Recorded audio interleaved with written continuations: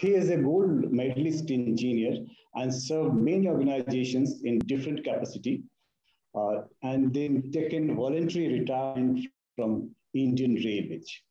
From the very childhood, he was having a very deep quest for ultimate truth. He got enlightened at Nepal on 6th May 2002.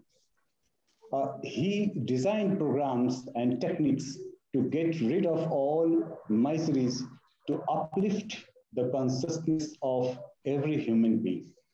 He is running so many meditation and motivational programs throughout the country to build a new great India. He has given a slogan, नए मनुष्य का निर्माण, मेरा भारत महान.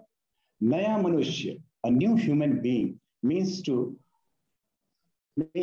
who has achieved 200% success.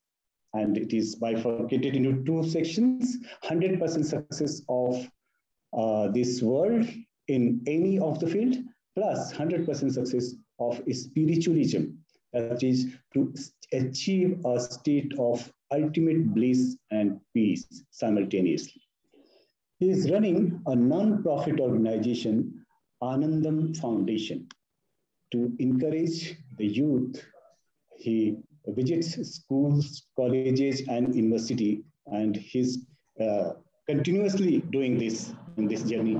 A very warm welcome to you, sir, in this program. Thank you. And now I would like to introduce our the chairperson of this session, Meena Agarwal जी. मीना अग्रवाल जी के बारे में अभी आपसे मैं उनके बारे में बताना चाहूंगा आपको.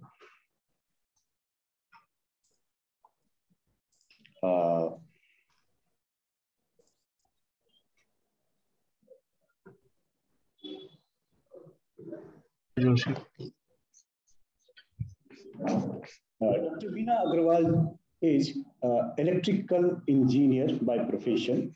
She is graduated from Regional Engineering College, MSCT Bhopal, and MTech Power Electronics from SGSITS Devi Ahilya Vishwavidyalaya. She has a PhD in energy awarded from Manit, Bhopal. Dr. Meena Agrawal has a rich teaching experience of more than 25 years. Dr. Meena Agrawal has published over 25 research papers in national and international journals and conferences of repute. She also been involved in sponsored research projects by MHRD, MNRE, and DST.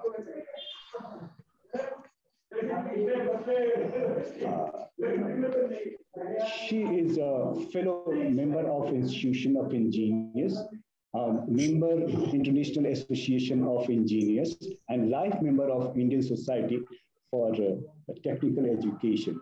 She is holding the post of NSS coordinator and SBA coordinator for Manit since last year, and has conducted several workshops on social welfare themes, and she contributed a lot to rural areas too. Apart from all this, she is very active in extracurricular activities. As a community service, she keeps on organizing Reiki, alternative healing therapy seminars, as a Reiki master, meditation and yoga camps for personality development courses for students, orientation programs, etc. So this we are हम सभी जो है सौभाग्यशाली हैं कि आप जैसे दो महान विभूतियां हमारे इस सत्र में हैं. आज इस सत्र का जो विषय है वो मुख्य रूप से awakening the power of commitment, संकल्प शक्ति फॉर गोल मैनिफेस्टेशन. तो बहुत ज्यादा समय ना लेते हुए हम ये जानते हैं कि हम जिस समय में रह रहे हैं, हम किस तरह की एक आपदा वाले समय से हम गुजरे हैं, और ऐसे वक्त में ये हमें रियलाइजेशन हुआ है कि जो एक दौड़ मची हुई है बाहर की दुनिया में, अब बाहर जाने की, अपने से बाहर निकलने की, उसने हमें और भी विचलित किया है और व्यथित किया है। तो ये समय है कि हम अंदर की तरफ देखें, खुद को रिऑर्गेनाइज करें, और जैसा कि अपने यहाँ कहा जाता है कि यत पिंडे तत् ब्रह्मांडे, यानी जो बाहर है, जो ब्रह्मांड में है, वही पिंड में है। तो इन दोनों के बीच एक सिंक्रोनाइजेशन कैसे हो, ये समता कैसे हो, इसकी जर्नी है। अगर ये समता बनती है तो निश्चित रूप से हम जिसे सक्सेस कहते हैं, जिसे सफलता कहते हैं, और जिसे पीस कहते हैं, वो हमारे जीवन में उतरता है। और ये जो राह दिखाने के लिए आज हमारे बीच ये दोनों विभूतियां हमारे बीच मौजूद हैं। मैं फिर से आप सभी का हार्दिक स्वागत और अभिनंदन करता हूं, और श्री मुकेश शर्मा जी को आमंत्रित करता हूं उनके वक्तव्य के लिए। Shri Mukesh Sharma ji. Thank you. Please सभी को मेरे बहुत बहुत प्रणाम। मेरे विशेष प्रणाम मेरे भाई श्री चैतन्य अग्रवाल जी को, मीना माँ को और ओझा जी को, और भी जितने भी विवेक जी हैं, सबको मेरे बहुत बहुत प्रणाम। भाई साहब हम बहुत गौरवान्वित महसूस कर रहे हैं आज आपको हमारे बीच पाकर। मैं बहुत इमोशनल फील कर रहा हूँ खुद को। सदा I always remember engineer Mukesh Sharma ji when I saw him for the first time about 15 years back carrying the coward on his shoulders. You know that coward is carried in the Ganges during Shravan Maas. He was doing that act himself. That time he was working as an engineer in railways on a big post. I got introduced to him and somehow we got immediately harmonized as if we were soulmates, as if we were travelers for lives together. The moment Dr. Meena ji met him, she became his fan as well. And thereafter, these two, Meena ji and Alok ji, they jointly conducted several programs on meditation, on hypnotism, on empowerment, on neuro-linguistic programming and whatnot. I'm very delighted, my dear friends, to share both these gems together on a common platform, that too my own university, the first university in media in the entire continent Asia. Most welcome, Bhai Sahab. I would like Dr. Meena ji also to say a few words, then we would withdraw and we would have a flawless session of about... आप अच्छे किसान बनना चाहते हैं, आप अच्छे व्यापारी बनना चाहते हैं, आप अच्छे राजनेता बनना चाहते हैं, आप किसी भी फील्ड में जाना चाहते हैं, आप कैसे ऊंचाई छू सकते हैं, ये पहली सफलता। कैसे आप मिनिमम टाइम में मैक्सिमम रिजल्ट्स ले सकते हैं। लेकिन अक्सर देखा गया है संसार में सफल होते होते होते होते ना चाहते हुए भी जो जर्नी हमारी चलती है उसमें कहीं ना कहीं स्ट्रेस आता है, कहीं ना कहीं दुख आता है। उसी दुख को मिटाने की तलाश में गौतम सिद्धार्थ जैसी हस्ती राजमहल को छोड़ करके सत्य की खोज में, शांति की खोज में, आनंद की खोज में निकल जाती है। उसी दुख को मिटाने के लिए, उसी तनाव को मिटाने के लिए वर्धमान महावीर जैसी हस्ती अपने राजमहल को छोड़ करके और परम आनंद, परम शांति और केवल्य की तलाश में निकल। अगर हम हैं और एक जर्नी, और हमारा जो हकीकत में होना है वो हमारे अंदर मौजूद है अभी और इसी वक्त। जिस समय हम अपने अंदर की तरफ हैं और जिस समय हम अपने अंदर की तरफ उतरते हैं और वहां पर हम आते हैं शांता खजाना। मीरा उसको राम रतन धन कहती है, पायो जी मैंने राम रतन धन पाया। श्री गुरु नानक देव जी उसको एक ओंकार सतनाम कहते हैं। केवल वह व्यक्ति ही हकीकत में सफल व्यक्ति है जो दोनों जगह सफल है। लेकिन ये कैसे हो सकता है? संकल्प के द्वारा, संकल्प के माध्यम से with the help of the commitment we can make our life so easy. जो सफलता है, जो सक्सेस है, वो हमारी तरफ खिंच करके आ सकती है. Commitment is just like a magnet. जैसे एक चुंबक है, चीजों को अपनी ओर, लोहे के टुकड़ों को अपनी ओर खींचती है, ऐसे संकल्प की शक्ति जितनी प्रगाढ़ होती चली जाती है, जितनी गहरी होती चली जाती है, जितनी संकल्प की शक्ति बढ़ती चली जाती है, उतनी ही सफलता, उतना ही गोल हमारी ओर खींचता चला जाता है. ऐसा नहीं है कि हम मंजिल की तरफ जा रहे हैं, मंजिल भी हमारी तरफ चल के आती है अगर हमारे पास संकल्प हो. भारतवर्ष में एक बड़ी सुंदर सी कहावत है, एक सेइंग है भारतवर्ष में, प्यासा कुएं के पास जाता है. लेकिन मेरे जीवन का अनुभव कहता है, अगर प्यास में दम है, अगर प्यास में संकल्प है, अगर प्यास इतनी है कि रोया रोया पानी पीने के लिए तड़पता है, तो ऐसे प्रगाढ़ संकल्प की स्थिति में कुआं भी चल करके प्यासे के पास आता है. This is my personal experience. आज मैं इसी विषय पर आपसे बात करूंगा और विशेष रूप से how can we empower the commitment, how can we awaken the commitment inside. We all have that power but it is hidden. How can we awaken it? एक छोटी सी घटना के साथ मैं अपनी बात शुरू करना चाहता हूं. एक पायलट है, जहाज को उड़ा रहा है. अचानक वो एक घोषणा करता है कि मेरे पास सभी यात्रियों के लिए 2 सूचनाएं हैं. One, it is good news. The another, it is bad news. Good news is we are flying at the height of 36,000 feet at a speed of 1,000 kilometre per hour. हम 36,000 फीट की ऊंचाई पर 1,000 से 1,200 किलोमीटर की रफ्तार पर दौड़े चले जा रहे हैं. ये बड़ी सुंदर सूचना है, लेकिन बड़ी दुखद सूचना है कि हमारी मैग्नेटिक नीडल, हमारा दिशा सूचक यंत्र खराब हो गया है और हमको नहीं पता कि हम कहां जा रहे हैं.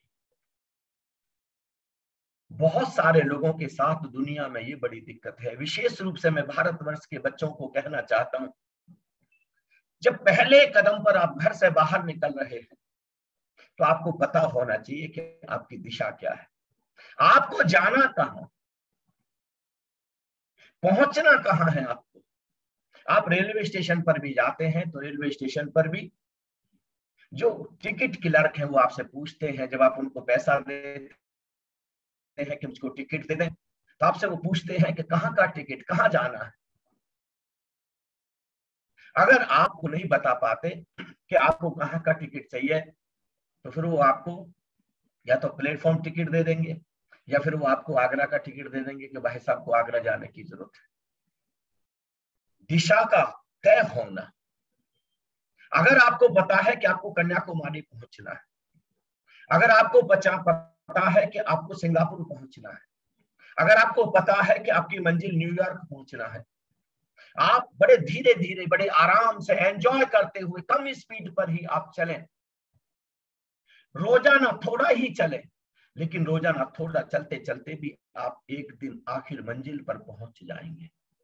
लेकिन अगर आपको पता ना हो, अगर आपको ये पता नहीं है कि आपको जाना कहां है, तो आप कितना ही भी तेज चलिएगा, आप कितना ही भी तेज चलेंगे, बहुत तेज चलने के बावजूद भी आप रोजाना दौड़ेंगे और बहुत तेज दौड़ेंगे, लेकिन पहुंच कहीं नहीं पाएंगे. पहले कदम पर व्हाट इज कमिटमेंट, संकल्प क्या है, आपकी दिशा का तय हो जाना. हमारे पास बहुत सारे विकल्प हैं. हम किसी एक ऐसी जगह खड़े हो गए हैं जाकर के, जहां से 10 रास्ते जाते हैं, 8 रास्ते जाते हैं, 4 रास्ते जाते हैं. किसी चौराहे पर जाकर के खड़े हो गए आप, ईस्ट में, वेस्ट में, नॉर्थ में, साउथ में कई रास्ते जाते हैं. विकल्प हैं हमारे पास में, लेकिन अब इन विकल्पों में से, इन ऑप्शंस में से You have to decide only a one option for you. आपने जब एक निश्चय कर लिया कि मुझे ईस्ट जाना है या वेस्ट जाना है या नॉर्थ ईस्ट जाना है या नॉर्थ साउथ जाना है या ईस्ट वेस्ट जाना है, when you have decided it, it is known as commitment. संकल्प सारे विकल्पों से एक बिंदु पर आ जाना। आपके जीवन की सारी ऊर्जा अब एक जगह आकर के लग जाए। अभी जीवन की ऊर्जा बट रही थी, अभी हम सोच रहे थे ईस्ट जाएंगे कि वेस्ट जाएंगे, नॉर्थ जाएंगे कि साउथ जाएंगे, हम जाना कहाँ है। अभी एनर्जी डिवाइडेड और डिवाइडेड एनर्जी से हम बहुत कुछ नहीं कर सकते हैं, आज विज्ञान ये सिद्ध कर चुका है। लेकिन अगर हमारी एनर्जी कलेक्ट हो जाए, एक्यूमुलेट हो जाए, उसको बोलते हैं संकल्प। अब हम इस दिशा में आगे की ओर बढ़ सकते हैं। सब कुछ है फिर भी कुछ खो रहा है आदमी। होना क्या था और ये क्या हो गया है आदमी। इस तरफ कुआं और उस तरफ खाई है, बीच में तलवार पर चल रहा है आदमी।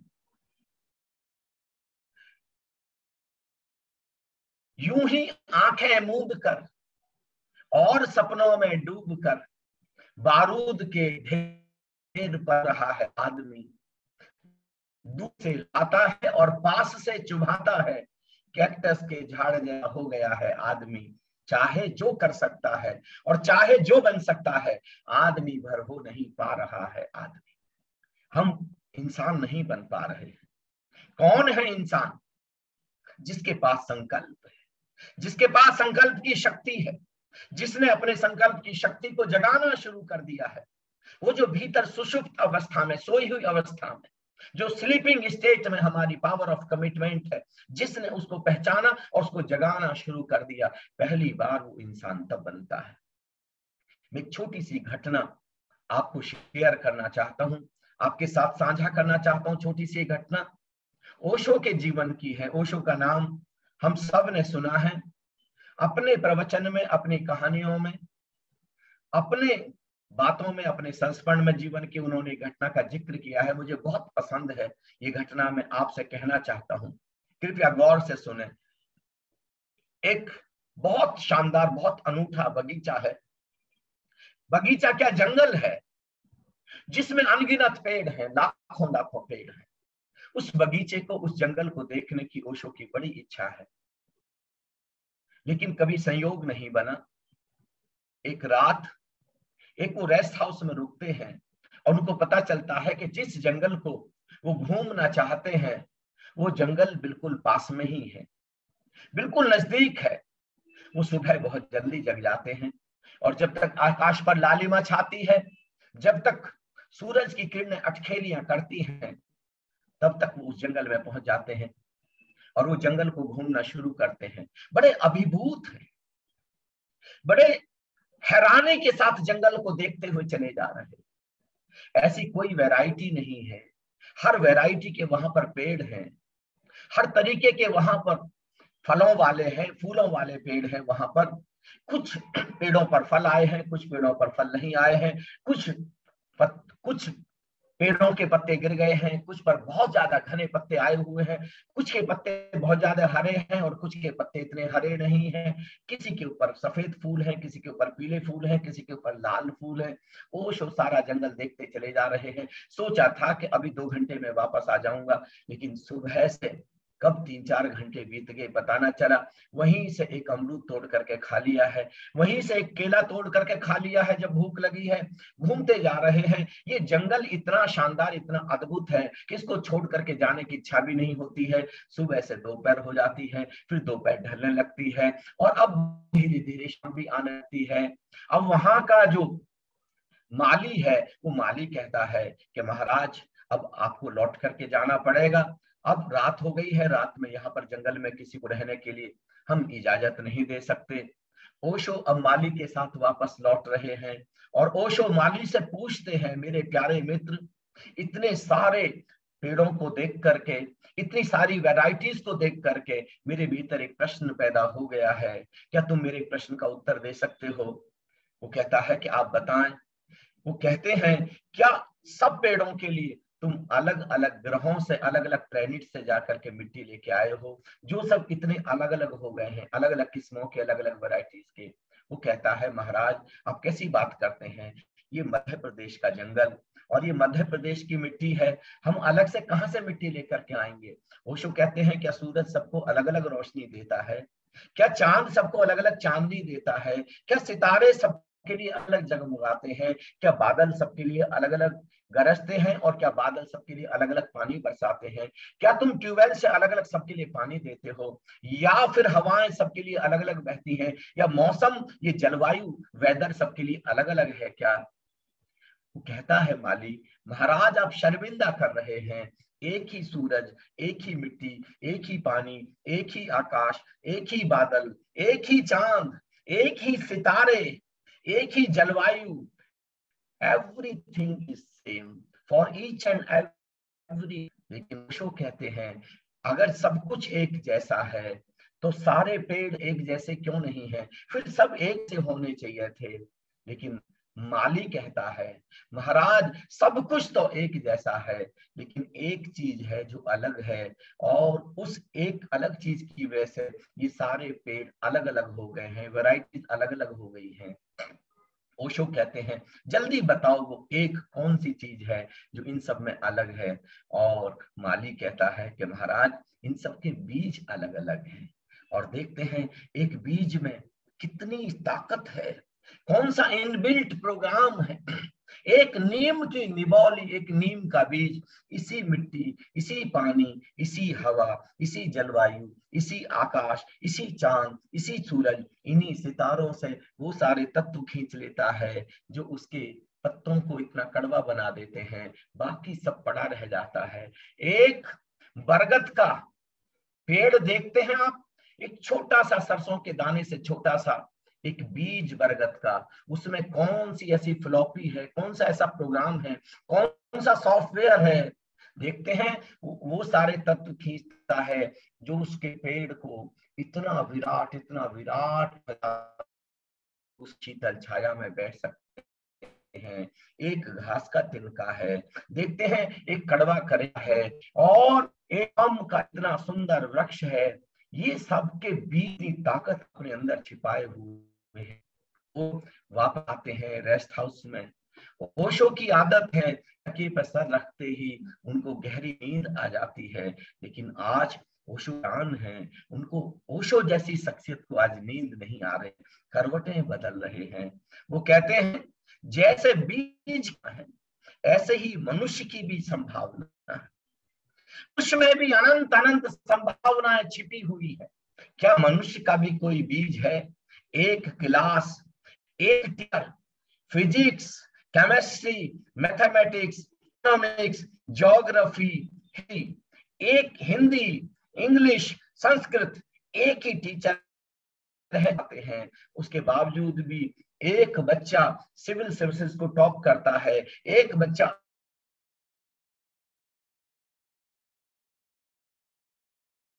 पास भी नहीं हो पाता। क्या होता है? क्या मनुष्य का भी कोई बीज है? एक बच्चा है जो पूरे देश को आने वाले समय में संभाल लेता है, देश का राष्ट्रपति बन जाता है, देश का प्रधानमंत्री बन जाता है, और एक बच्चा है जो दाने दाने के लिए मोहताज हो जाता है। अचानक भाई अंबानी बन जाता है, विश्व के सब अमीर लोगों का नाम शुमार हो जाता है। और कोई देखते हैं आप एक साधारण सा इंजीनियर इलॉन मस्क हो जाता है, कोई जेफ बेजोस हो जाता है। देखते हैं एक ही माँ के 3 बेटे, 4 बच्चे, और एक बच्चा आकाश जैसी ऊंचाई छू लेता है, और दूसरा बच्चा ऐसे ही सड़क पर घूमता रहता है। ओशो के अंदर एक प्रश्न है, सघन प्रश्न है, क्या मनुष्य का भी कोई बीज है? जरूर मनुष्य का भी कोई बीज होना चाहिए जो उसको इतना अलग अलग बना देता है। और रात 2 बजे और 3 बजे के बीच उठ करके नाचने लगते हैं ओशो, क्योंकि उत्तर आ गया। वो कहते हैं मनुष्य का भी एक बीज है, वो बीज है विल पावर, इच्छा शक्ति, स्ट्रॉन्ग विल। ये मनुष्य का it is the basic seed of a human being.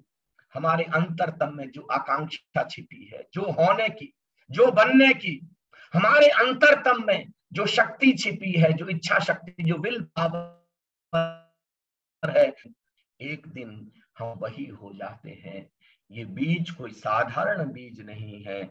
आज हम जो भी है अपनी विल के कारण अपनी पावर है, और हम चाहें तो आज विल पावर का बीज बदल दें तो हमारा आने वाला भविष्य कुछ और हो सकता है। हम किस विल से भरते हैं, किस चाहत से भरते हैं।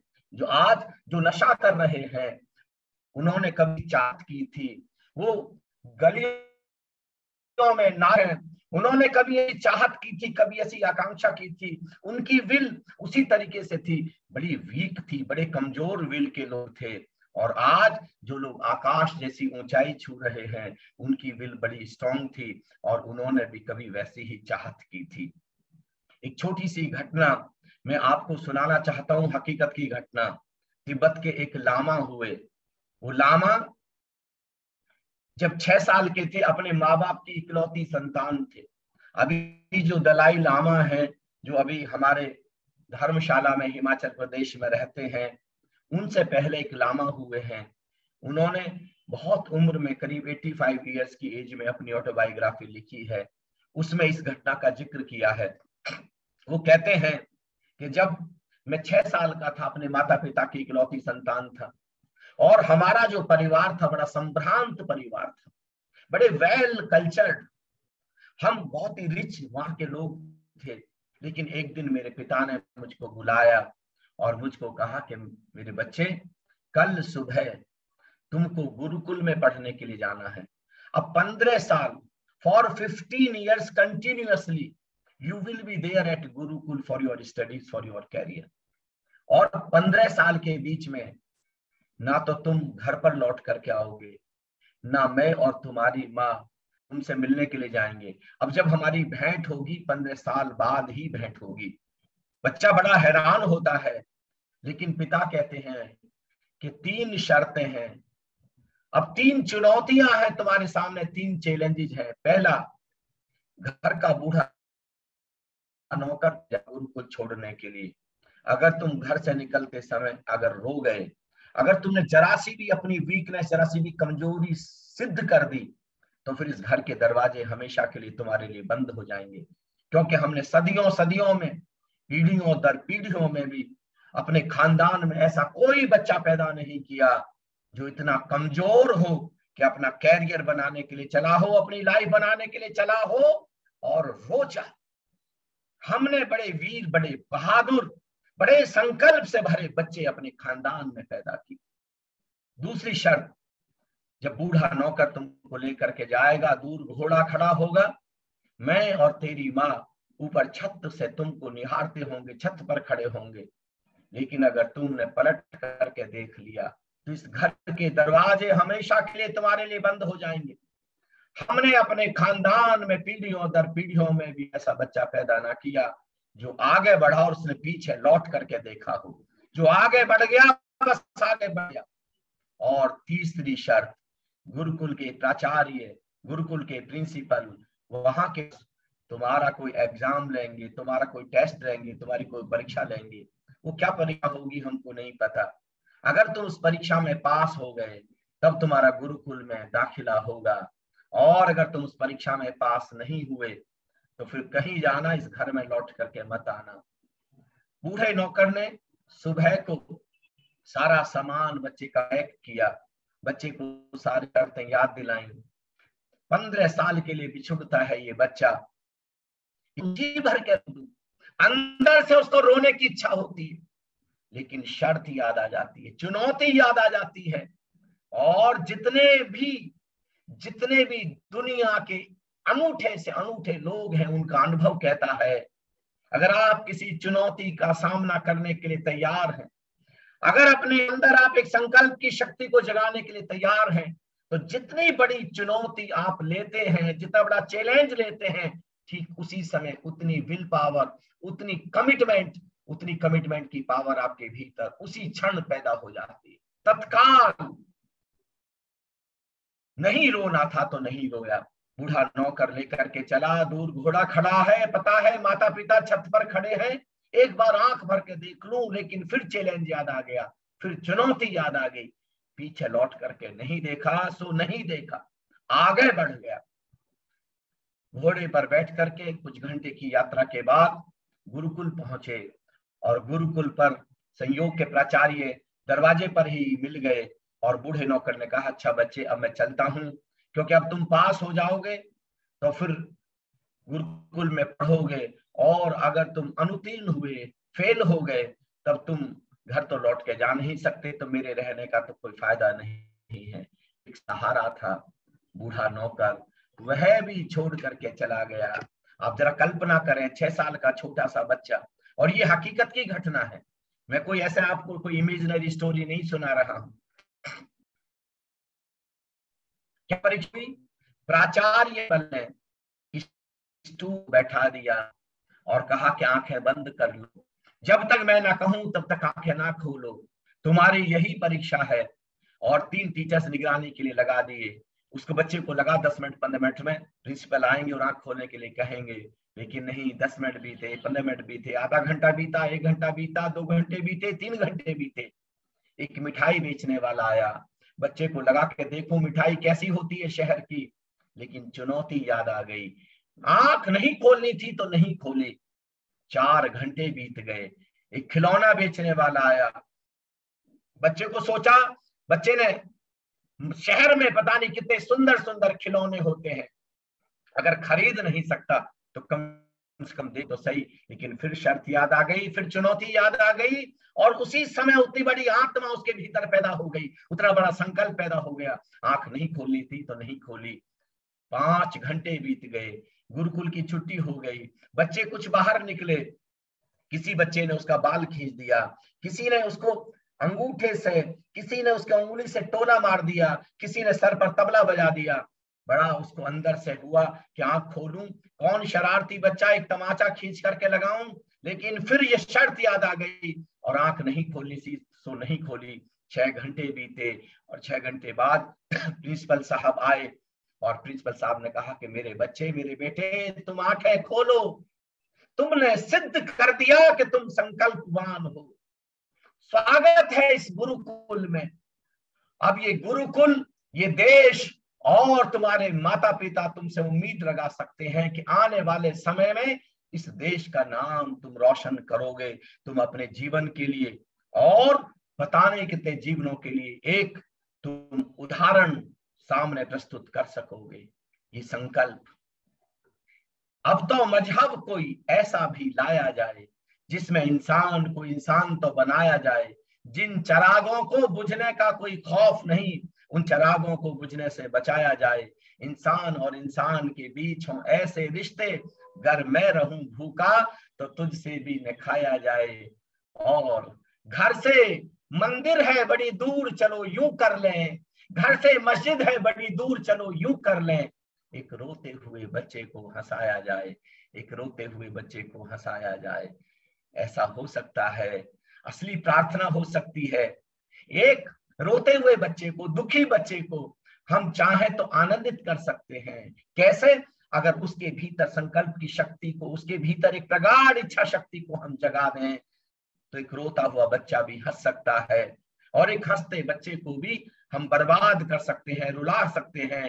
कब? अगर बच्चे को हम संकल्पहीन बना दें, दिशाहीन बना दें, अगर बच्चे की संकल्प की शक्ति को हम छीन लें, तो बच्चा बर्बाद हो जाएगा। बिना गोली के, बिना बारूद के, बिना सरहद पर युद्ध लड़े किसी देश को बर्बाद किया जा सकता है। अगर उस देश के बच्चों को संकल्पहीन बना दिया जाए, दिशाहीन बना दिया जाए, उनके जीवन का कोई एम ना हो, कोई मिशन ना हो, उनके अंदर कोई गोल ना हो, कोई गोल मैनिफेस्टेशन ना हो, तो देश बिना किसी बारूद के, बिना किसी गोली तलवार युद्ध के बर्बाद हो सकता है, और कोई देश आबाद हो सकता है अगर उस देश के बच्चों में हम कूट कूट करके संकल्प भर दें। अगर किसी देश के बच्चों में एक प्रगाढ़ इच्छा शक्ति कुछ करने की अगर हम भर दें पूरी मनुष्य जाति के लिए, वो देश कुछ ही सालों में आबाद हो जाएगा और आकाश जैसी ऊंचाई छूने लग जाएगा। ऐसे बहुत सारे देशों के उदाहरण हमारे सामने मौजूद हैं। मैं भी आज बहुत सारे प्रोफेसर्स हमारे साथ में हैं। पूरे देश को आह्वान करता हूं, अगर हम सब लोग एक संकल्प कर लें कि अपने जीवन में ज्यादा भी नहीं तो कम से कम 10 ऐसे बच्चे तैयार करें। कैसे बच्चे? मैं आपको 2 उदाहरण देता हूं। मैं सबसे पहला उदाहरण, एक 4 साल का छोटा सा बच्चा है जिसका नाम टॉमी है। वो स्कूल पढ़ने के लिए जाता है, मंद बुद्धि है, उसके पास ज्यादा बुद्धि नहीं है, कान से थोड़ा ऊंचा सुनता है। पहला टेस्ट फेल कर जाता है। He failed in first test. He also failed in second test. He also failed in third test. Final exam में भी फेल कर जाता है। स्कूल के जो प्रिंसिपल हैं उसका नाम काट देते हैं और नाम काट के एक नोट, एक लेटर उस बच्चे की मदर के लिए लिखते हैं। फादर उस बच्चे के नहीं है। वो मदर को ला जा करके दौड़ करके नोट देता है कि माँ, टीचर ने नोट दिया है। और माँ पढ़ती है, उसकी आंखों से झरझर आंसू बहते हैं। नोट में लिखा हुआ है, तुम्हारा बच्चा मंदबुद्धि है, हमारे स्कूल के बच्चे बहुत इंटेलिजेंट हैं, तुम्हारा बच्चा हमारे स्कूल के बच्चों के साथ कॉम्पीट नहीं कर सकता, इसलिए हम तुम्हारे बच्चे का नाम काट रहे हैं। तुम कहीं पर भी इस बच्चे का एडमिशन करा सकती हो। बच्चा पूछता है, माँ क्या लिखा है नोट में? और माँ कहती है कि बेटे नोट में लिखा है तुम्हारा बच्चा बहुत इंटेलिजेंट है, तुम्हारा बच्चा सुपर इंटेलिजेंट है, तुम्हारा बच्चा दुनिया को कुछ बहुत बड़ी चीज देने के लिए पैदा हुआ है, दुनिया में नए नए इन्वेंशंस करने के लिए पैदा हुआ है तुम्हारा बच्चा। हमारे स्कूल के टीचर्स इस काबिल नहीं है। We are not capable to teach your child. अब अपने बच्चे को मैं पढ़ाऊंगी। और बच्चा पूछता है, माँ तू रो क्यों रही है? और माँ कहती है, बेटे ये खुशी के आनंद के आंसू हैं। और उसकी माँ बच्चे को रोज 1-2 मोटिवेशनल स्टोरीज पर सुनाती है और इतना मोटिवेट करती है, इतना कमिटमेंट भरती है और लगातार कहती है, you are a genius, you are a genius, you are a genius, you are a committed person, you are a committed child, you are a committed child, you can do anything, you can do anything. तुम दुनिया को इतना कुछ देने जा रहे हो, तुम दुनिया के सबसे बड़े साइंटिस्ट बनने जा रहे हो, इतनी इन्वेंशन करने जा रहे हो कि तुम दुनिया दांतों तले उंगली दबाएगी एक दिन तुमको देख करके। और वही बच्चा, उसके सबकॉन्शियस में कमिटमेंट बैठ जाता है, उसके सबकॉन्शियस में बैठ जाता है, I am intelligent, I am genius. और वो विल पावर, वो कमिटमेंट उसके सबकॉन्शियस से बाहर निकलता चला जाता है और एक दिन वो दुनिया का सबसे बड़ा साइंटिस्ट थॉमस अल्वा एडिसन बन जाता है। जब उसकी माँ मर जाती है तो वो अपने पुराने घर में एक दिन आता है और ट्रंक को खोलता है जिसमें माँ का सामान है। वो डायरी अचानक उसको मिलती है जिसमें वो लेटर लिख रखा हुआ है, वो नोट स्कूल का। वो बड़ा रोता है। थॉमस अल्वा एडिसन जब पढ़ता है स्कूल के नोट को, तुम्हारा बच्चा मंद बुद्धि है, तुम्हारा बच्चा हमारे स्कूल के बच्चों के साथ कॉम्पीट नहीं कर सकता। उस दिन थॉमस अल्वा एडिसन अपनी डायरी में लिखता है कि टॉमी एक मंद बुद्धि बच्चा था। Tommy was a non intelligent child, लेकिन टॉमी को थॉमस अल्वा एडिसन बनाया उसकी माँ ने। अपनी माँ को लिखता है, थैंक्स। माता पिता चाहे तो अपने बच्चों के अंदर जोश भर सकते हैं, जुनून भर सकते हैं, संकल्प भर सकते हैं, इच्छा शक्ति, दृढ़ इच्छा शक्ति भर सकते हैं। माता पिता की बहुत बड़ी जिम्मेदारी है, टीचर्स की बहुत बड़ी जिम्मेदारी है। छोटा सा बच्चा जब उनके पास में आता है तब उसके पास में कॉन्शियस माइंड नहीं है, उसके पास चेतन मन नहीं है, सबकॉन्शियस है। सबकॉन्शियस में जो भी चीज डाली जाएगी वही चीज मैनिफेस्ट हो जाएगी, आज नहीं तो कल सामने आ जाएगी। हम किसी चीज को कठिन कहेंगे, अगर हम कहेंगे maths is so hard, maths hard बन जाएगा। अगर हम कहेंगे physics science is so hard, so difficult, difficult बन जाएगी। और अगर हम कहेंगे oh science is so easy, easy बन जाएगी। It is so interesting, interesting बन जाएगी। कोई भी पढ़ाई इंटरेस्टिंग हो सकती है अगर बच्चे के अंदर डाल दी जाए। कोई भी चीज आसान हो सकती है अगर बच्चे के अंदर डाल दी जाए, उसके संकल्प से कुछ भी बाहर निकल करके आ सकता है। एक उदाहरण, भारतवर्ष में 2 साल का एक छोटा सा बच्चा जिसका नाम है शिवाजी, उसके पिता मुगल शासकों की नौकरी करते हैं, लेकिन माँ को ये बात पसंद नहीं है और 2 साल के बच्चे को लेकर अलग हो जाती है। अपने बच्चे को कहीं से पढ़ करके रोज बड़ी मोटिवेशनल कहानियां, मोटिवेशनल स्टोरी सुनाती है और बच्चे के अंदर कूट करके संकल्प भरती है, तू स्वराज के लिए पैदा हुआ है, स्वराज के लिए पैदा हुआ है। You are for freedom, you are for freedom, you are for freedom, you are born for freedom। तुमने जन्म लिया है स्वराज के लिए। और 14 साल की उम्र तक इतना संकल्प और युद्ध में इतना निपुण हो जाते हैं कि 14 साल की उम्र में इतने ताकतवर मुगल शासकों से पहला किला जीतते हैं छत्रपति शिवाजी। बचपन से ही ये संकल्प की शक्ति हम कूट करके भर सकते हैं। किसी भी उम्र में हम संकल्प की शक्ति को जगा सकते हैं, किसी भी उम्र में संकल्प की शक्ति को जगा सकते हैं। अब मैं आपसे इस बात पर चर्चा करूंगा। बहुत सारे ऐसे उदाहरण हैं इतिहास में जिनसे आपको पता चलेगा कि संकल्प अपने आप में करिश्मा है। Commitment is simply A miracle. इससे बड़ा मिरेकल कुछ और नहीं है। 7 स्टेप्स की मैं आपसे बात करूंगा जिससे हम अपनी संकल्प की सोई हुई शक्ति को जगा सकते हैं। How can we awaken the power of our commitment? There are 7 steps. Number 1 step, it is intelligence, समझ, wisdom. And what is intelligence, what is wisdom? 2 तरीके के लोग हैं। One, it is mind oriented और another it is heart oriented.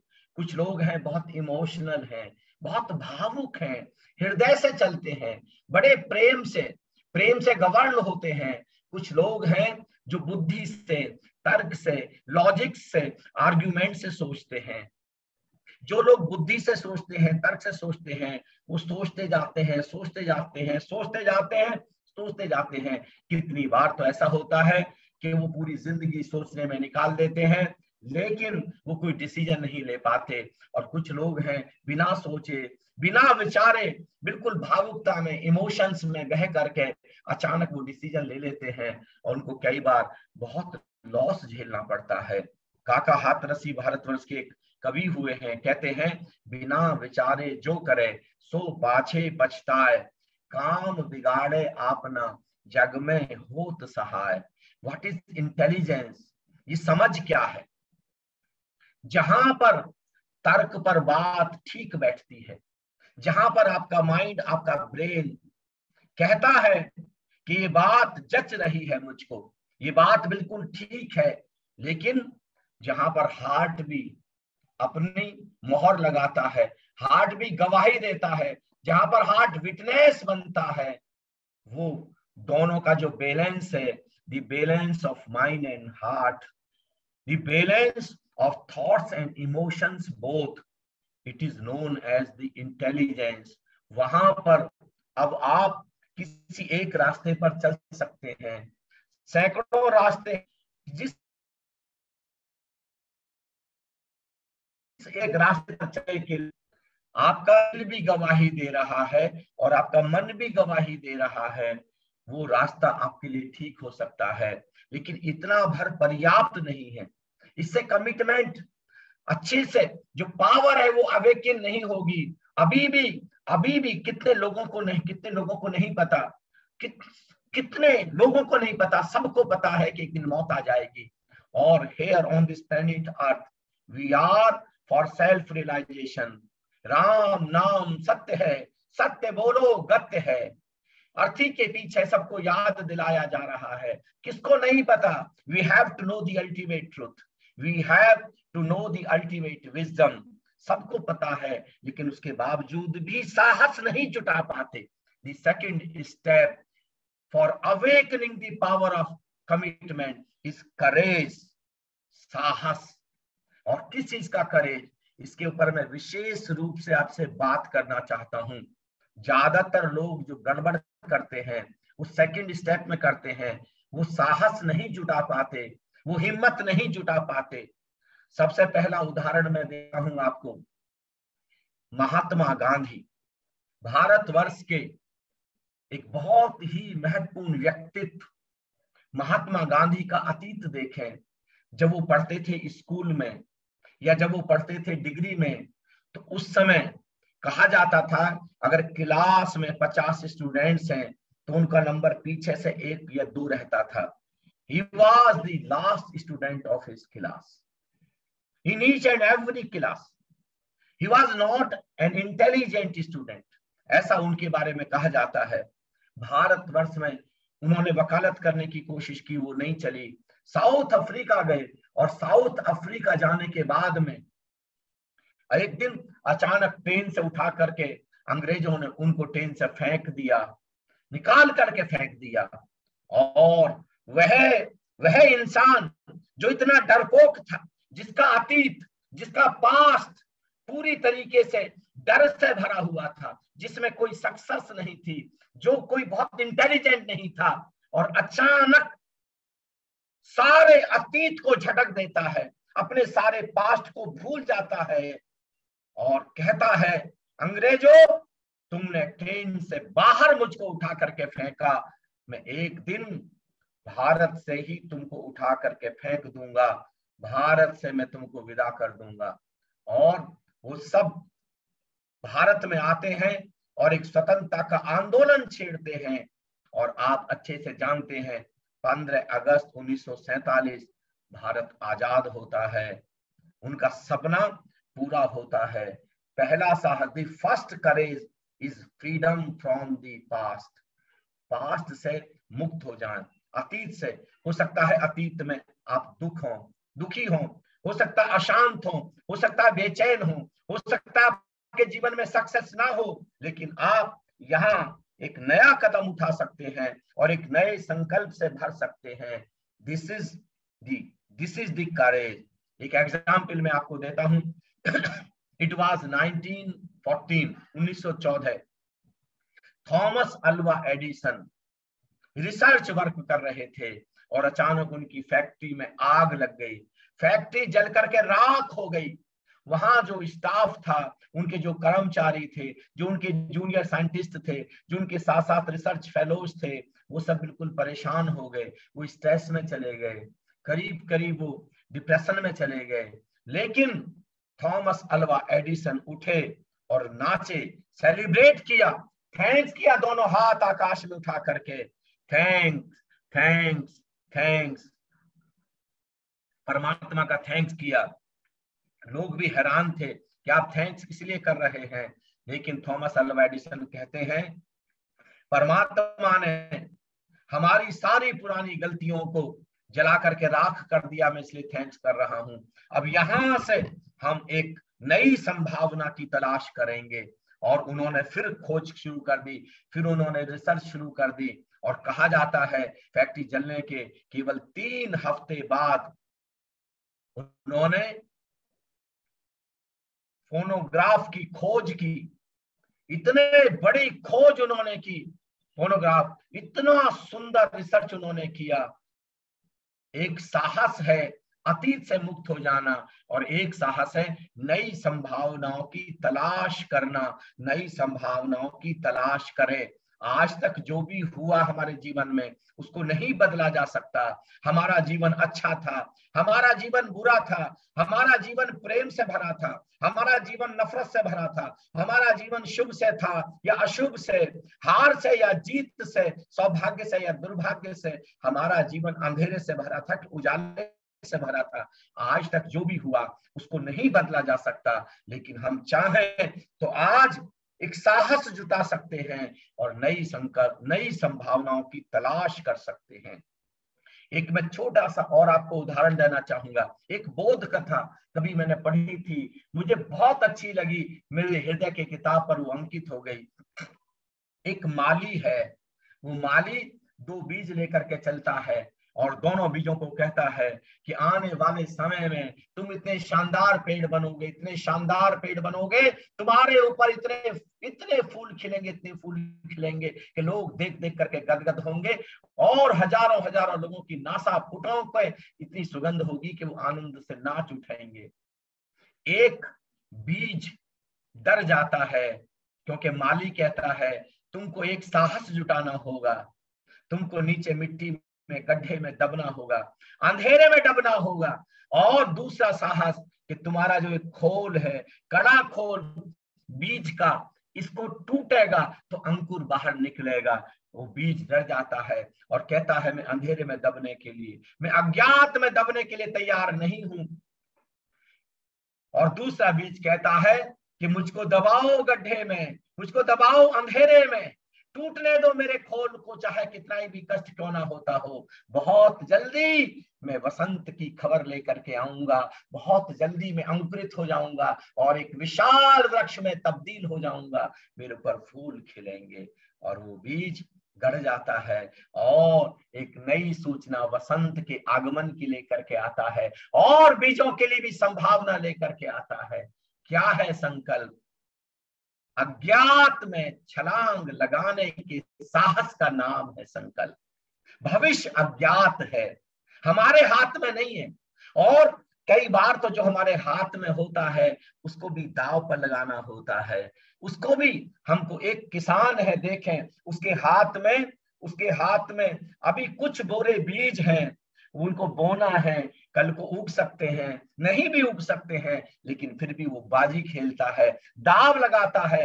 भविष्य अज्ञात है, फसल उग भी सकती है और फसल नहीं भी उग सकती है। जब आप अज्ञात में छलांग लगाने के लिए तैयार हो जाते हैं, तब इस साहस का नाम है संकल्प। एक और घटना मैं आपको सुनाना चाहता हूं, जो साहस हम सबको जुटाना चाहिए, और वो बड़ी महत्वपूर्ण है। मध्य प्रदेश की वो घटना है, आपने नाम सुना होगा राजा विक्रमादित्य का।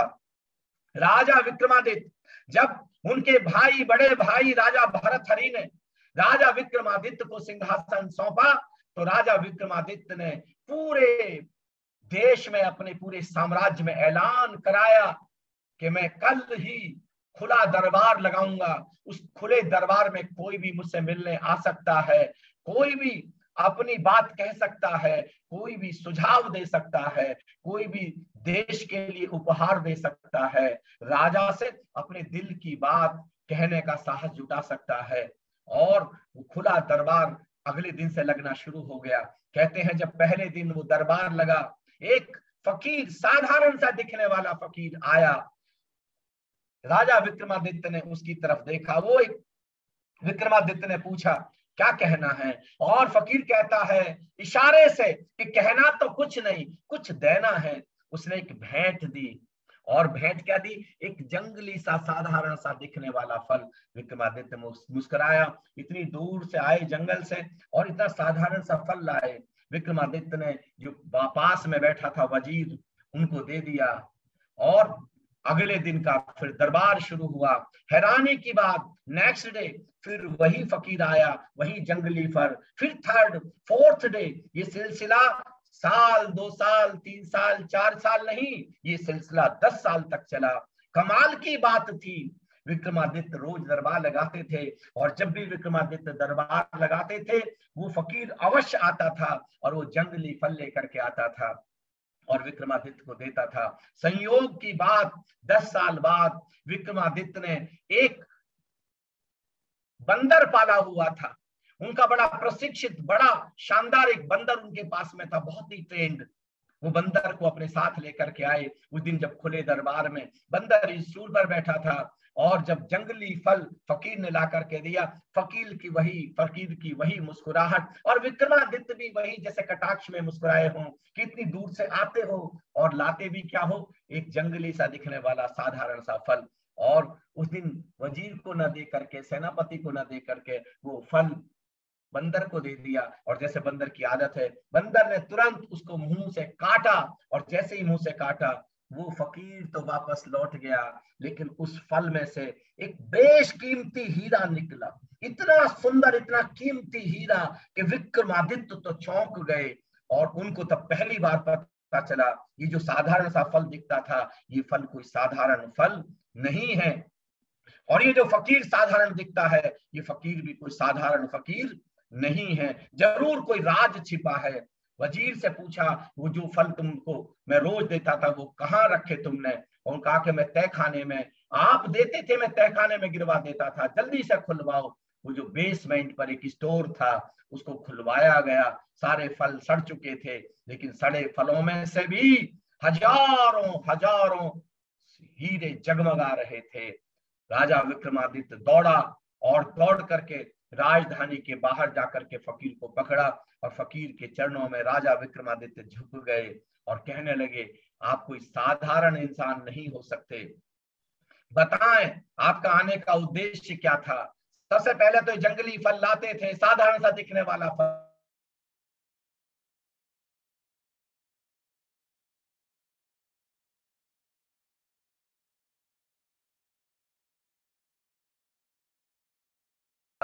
मैं तुमको एक संदेश देना चाहता हूं, ये जितने भी मनुष्य हैं धरती पर इनको अपनी जिंदगी साधारण सी जिंदगी दिखाई देती है। कितने लोग तो इस जीवन को साधारण से भी कम, अति साधारण समझ करके आत्महत्या भी कर लेते हैं। इस साधारण से जीवन में ये हीरे की तो कोई कीमत है, एक अनमोल हीरा छिपा है, बेशकीमती हीरा छिपा है, अनवैल्यूएबल, जिसकी कोई कीमत, इस हीरे की तो कोई कीमत आंकी भी जा सकती है। लेकिन विक्रमादित्य तुम्हारी जिंदगी में और मनुष्य की जिंदगी के भीतर जो हीरा छिपा है उसकी कोई कीमत आंकी ही नहीं जा सकती। मैं तुमको संदेश देना चाहता था, तुम उसकी खोज में निकल सको। विक्रमादित्य ने कहा तो मैं क्या करूं उसके लिए? और कहने लगे मैंने तुमको इसलिए चुना कि तुम वीर हो, तुम बहादुर हो। एक काम करो, क्षिप्रा नदी के किनारे रात ठीक 12 बजे मुझको शमशान घाट में आकर के मिलो, और बिल्कुल अकेले आना, ना किसी सेना को ना ही किसी और व्यक्ति को साथ लेकर के आना।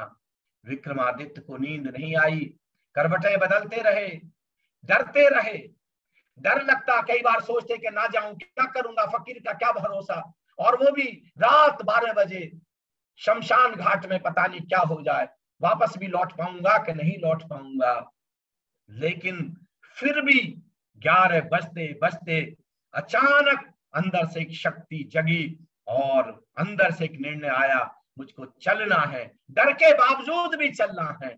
और डर के बावजूद भी चल करके विक्रमादित्य और शमशान घाट पहुंचे। ये घटना को क्यों कह रहा हूं मैं आपको, ऐसा कोई इंसान नहीं है दुनिया में जिसको डर नहीं लगता। वीर से वीर, बहादुर से बहादुर को भी डर लगता है, डरपोक को भी, कायर को भी डर लगता है, और बहादुर को भी डर लगता है। दोनों में एक ही अंतर है। क्या अंतर है? एक अंतर जो किसी को वीर बना देता है, बलवान बना देता है, किसी को आकाश जैसी ऊंचाई पर पहुंचा देता है। और वो डिफरेंस क्या है? एक व्यक्ति है जिसको कायर कहते हैं, वो डर के कारण बैठ जाता है और आगे की रास्ते पर नहीं चलता, और दूसरा व्यक्ति है जिसको हम वीर कहते हैं, बहादुर कहते हैं, ब्रेव कहते हैं, डर के बावजूद आगे बढ़ जाता है अपनी मंजिल की ओर। डर के बावजूद भी मंजिल की ओर आगे बढ़ जाने का जो साहस है, ये है संकल्प। ये साहस जुटाएं, डर तो लगेगा, डर तो सफलता का भी लगेगा। हम जो भी काम करेंगे पता नहीं कामयाब होंगे कि नहीं होंगे, हम पता नहीं IIT के एग्जाम में पास हो पाएंगे कि नहीं हो पाएंगे, पता नहीं हम नीट के एग्जाम में हमारी कोई अच्छी पोजीशन आ पाएगी कि नहीं आ पाएगी। ये डर तो होगा, स्वाभाविक है, नेचुरल है, दिस फियर इज नेचुरल। लेकिन उसके बावजूद भी हमको आगे बढ़ना है, हम अल्टीमेट ट्रुथ की तरफ भी चढ़ेंगे। हम गौतम बुद्ध की तरह सत्य को खोजने, गौतम बुद्ध को भी डर लगा होगा एक बार को, तो पता नहीं मैं सत्य की खोज में जा रहा हूं, पता नहीं सत्य मिलेगा भी कि नहीं मिलेगा, पता नहीं सत्य होता भी है कि नहीं होता है। लेकिन डर के बावजूद भी गौतम सिद्धार्थ आगे बढ़े, वर्धमान महावीर आगे बढ़े, डर के बावजूद भी। जो डर के बावजूद भी आगे बढ़ जाता है वही है वही है संकल्पवान व्यक्ति। और भी बहुत सारी चीजें मुझे साहस के लिए कहनी है आपसे, जो मैं आपसे कहना चाहता हूं आपसे, कि जीवन में जो चुनौतियां आती हैं, जीवन में जो संघर्ष आते हैं, जो व्यक्ति उन संघर्ष को माइकल फेलिप्स का नाम आपने सुना होगा। माइकल फेलिप्स अभी तक एक व्यक्ति जिसने सबसे ज्यादा मेडल जीते ओलंपिक गेम्स में, 28 medals. The champion swimmer, America का जो चैंपियन स्विमर है, जिसने 23 अकेले व्यक्ति ने गोल्ड मेडल जीते, 23 गोल्ड मेडल, जिसने 3 सिल्वर मेडल और 2 ब्रॉन्ज मेडल जीते अकेले व्यक्ति ने। और वो कहां पर फेमस हुआ? 2008 Beijing Olympic game, when he won 8 gold medals in one Olympic game in swimming only। 8 gold medal, 36 साल 36 इयर्स पुराना रिकॉर्ड मार्क्स बिट का तोड़ा उसने। 1972 में मार्क्स बिट ने म्यूनिक ओलंपिक गेम में 7 गोल्ड मेडल जीते थे, 7 गोल्ड मेडल। जब 7 गोल्ड मेडल, 7 गोल्ड मेडल्स के साथ में सारे जर्नलिस्ट पूरी दुनिया के आए, पूरे यूरोप के आए और मार्क्स बिट को बधाई देने लगे और कहने लगे it must be your lucky day, आज तुम्हारे लिए बड़ा सौभाग्य का दिन है। वो इतना नाराज हुआ, उसने उंगली के इशारे से जो पत्रकार था, जो जर्नलिस्ट था, उसको बताया, उसको बुला कर कहा कि मैं आपको बताता हूं what luck can do for you, what luck can do for you. मैंने मैक्सिको ओलंपिक गेम में, मैक्सिको ओलंपिक गेम में 1968 में 3 गोल्ड मेडल जीते। मैं खुश होने के बावजूद भी नाखुश था, मैं दुखी था, मैं और गोल्ड मेडल जीतने की मुझे भूख थी। और फिर 4 साल मैंने इतनी प्रैक्टिस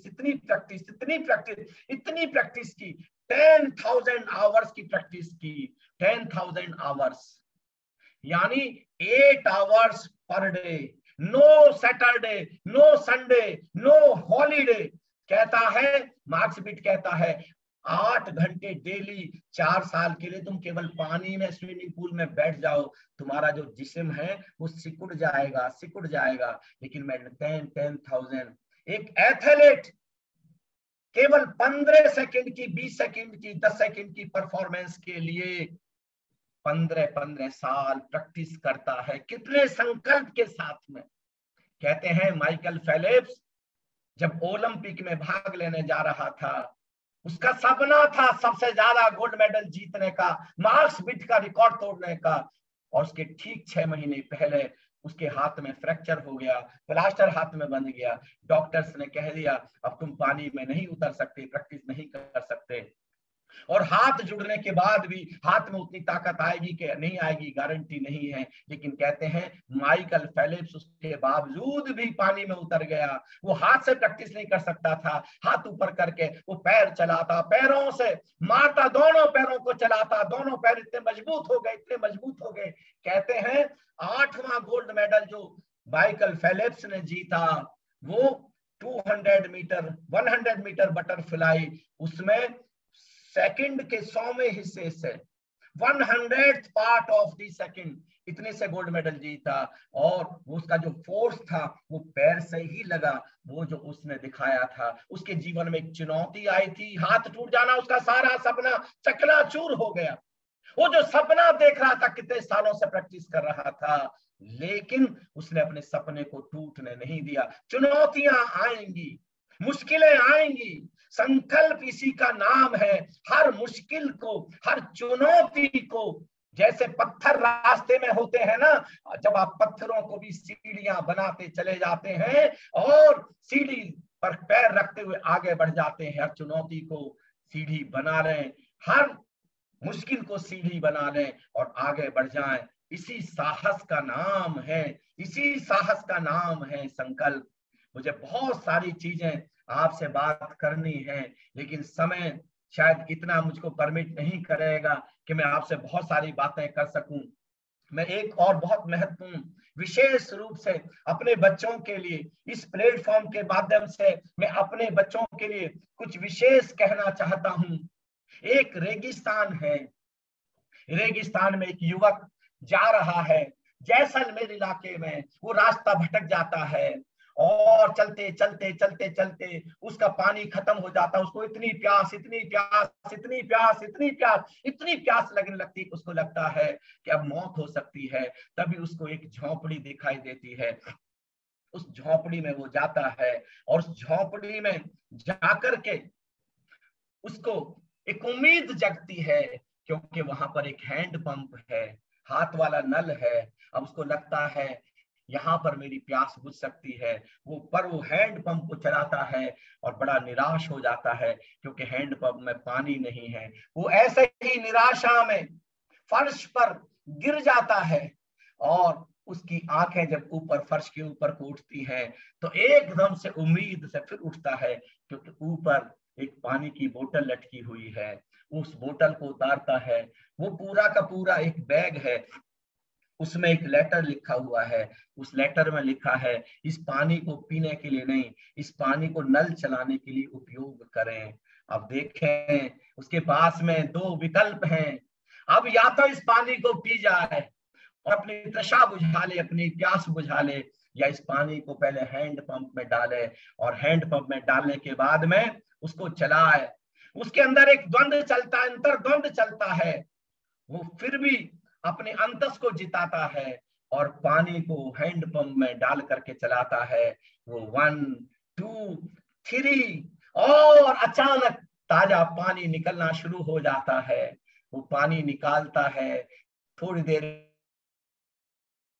में इतना ताजा पानी, इतना मीठा पानी, वो नाचने लगता है, खूब पानी पीता है, खूब पानी पीता है, वो खूब पानी पीता है और अपनी जो उसके पास 2-3 बोतल्स हैं वो भी भर लेता है।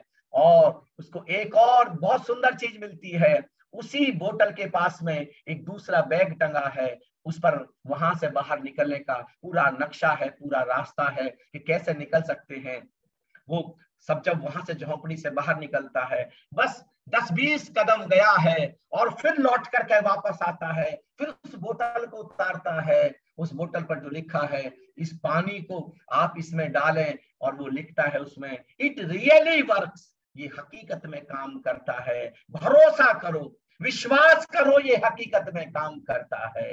ये उम्मीद, उसको उम्मीद जगी है। उसने उम्मीद नहीं खोई थी रेगिस्तान में, उसको उम्मीद थी कि कुछ होगा, मेरे जीवन में कुछ होता। उसने संकल्प खोया नहीं था। कभी 4 लाइनें मैंने लिखी थी, वो 4 लाइनें मैं आपको सुनाना चाहता हूं। चाहे खाई हो ठोकर हजारों बार ही क्यों ना तुमने, पर आगे बढ़ने का हौसला हमेशा बनाए रखना। और चाहे हजारों बार ही क्यों ना हारे हो आलोक, मगर उम्मीदों के चिराग हमेशा जलाए रखना, मगर उम्मीदों के चिराग हमेशा जलाए रखना। इस उम्मीद को बरकरार रखने का जो साहस है, इसका नाम है संकल्प। मैं अपने बच्चों को विशेष रूप से चाहता हूं, भारतवर्ष के बच्चों को, कभी भी उम्मीद, स्वामी विवेकानंद से कोई प्रश्न पूछता है, कोई व्यक्ति है सब कुछ हार गया, उसका मकान चला गया, दुकान चली गई, व्यापार चला गया, धन चला गया, उसका सब कुछ खत्म हो गया, क्या इससे भी ज्यादा खतरनाक, क्या अभी भी कोई अभी भी बात बन सकती है? और स्वामी विवेकानंद कहते हैं, सबसे ज्यादा खतरनाक है उस उम्मीद का खो जाना, जिस उम्मीद के दम पर सब कुछ वापस आ सकता है। सबसे महत्वपूर्ण है, स्वामी विवेकानंद कहते हैं, सबसे महत्वपूर्ण है उम्मीद बरकरार रखना, कभी निराश मत होना, कभी हताश मत होना। और बच्चों के लिए मैं कहता हूं, एक साहस और जुटाना। आज हमारे बच्चों की परवरिश जिस ढंग से हो रही है, जितने कंफर्ट लेवल में हमारे बच्चे पल रहे हैं, वो कंफर्ट जोन को छोड़ना नहीं चाहते। वो कहानी आपने बहुत अच्छे से सुनी होगी कि एक राजा 2 बाज लेकर के आता है और चाहता है वो आकाश में इतने ऊपर उड़ जाए, इतने ऊपर उड़ जाए कि एक क्षण ऐसा भी आए कि दिखने बंद हो जाए। एक ट्रेनर बुलाता है और ट्रेनर के द्वारा उनको ट्रेनिंग दिलवाता है। जब ट्रेनिंग शुरू होती है तो 3 हफ्ते बाद राजा देखने जाता है, एक बाज है, वो तो बहुत ऊपर उड़ गया है, और एक बाज उड़ते ही, एक ईगल उड़ते ही पास में एक पेड़ की टहनी पर जाकर के बैठ गया है। वो ट्रेनर बदलता है और फिर 3 हफ्ते बाद देखता है, लेकिन उसके बावजूद भी स्थिति यही है, एक आकाश में उड़ रहा है, एक रोज टहनी पर बैठ जाता है। ऐसा 3 महीने तक चला। वो बहुत निराश हो गया, उसने बड़े ट्रेनर बदले लेकिन कोई फायदा ना हुआ। अचानक एक दिन उसके दरबार में किसान, साधारण सा एक फार्मर आया, साधारण सा किसान, और वो कहता है, आप कहें तो इस दूसरे वाले बाज को भी मैं उड़ना सिखा सकता हूँ। उसने कहा कि ठीक है, आप 3 हफ्ते बाद आना। और 3 हफ्ते बाद जब राजा गया तो बड़ा दंग रह गया। जो काम बड़े बड़े ट्रेनर न कर पाए थे वो उसने कर दिखाया था। दूसरा बाज भी आकाश जैसी ऊंचाइयों पर उड़ रहा था। लेकिन उसने पूछा किसान से, तुमने ये चमत्कार कैसे किया, कैसे तुमने चमत्कार किया? और उस किसान ने कहा, ये चमत्कार मैंने कुछ भी नहीं किया, हकीकत तो ये थी मैंने इसको ऑब्जर्व किया, ये जिस टहनी पर जाकर के बैठ जाता था उस टहनी को ही मैंने काट दिया और अब ये बैठता ही नहीं था, अब इसको उड़ना इसकी मजबूरी थी। कंफर्ट जोन से बाहर निकले। हमने अपने लिए कंफर्ट जोन, चाहे धीरू भाई अंबानी हो, चाहे जेफ बेजोस हो, चाहे श्री एपीजे अब्दुल कलाम हो, चाहे स्वामी विवेकानंद हो, चाहे ओशो हो, चाहे भगवान महावीर हो, भगवान आदि शंकराचार्य हो, संत कबीर हो, श्री गुरु नानक देव जी हो, ये वो सारी हस्तियां हैं जो अपने कंफर्ट जोन को छोड़ करके अपने बाहर निकले। और कंफर्ट जोन को छोड़ करके बाहर निकलने का जो साहस है उसी का नाम है संकल्प। कभी 4 लाइनें मैंने लिखी थी, वो मैं आपको सुनाना चाहता हूं, जरा गौर से सुने। अकेले बारिश से फसल नहीं उगती, जमीन का तैयार होना भी जरूरी है। केवल बारिश से फसल उगती तो रोज कारों पर बारिश हो रही है, फसल उग जाती, हमारे सर पर भी बारिश होती है, हमारे सर पर भी फसल उग जाती। अकेले बारिश से फसल नहीं होती, जमीन का तैयार होना भी जरूरी है। चाहने मात्र से कुछ नहीं मिलता, प्रगाढ़ इच्छा शक्ति का होना भी जरूरी है। संकल्प निष्ठा और मजबूत कर इरादा अपना, दृढ़ निश्चय का होना भी जरूरी है। और सोचने भर से कुछ नहीं मिलता आलोक, जोशे जुनूने शिद्दत का होना भी जरूरी है।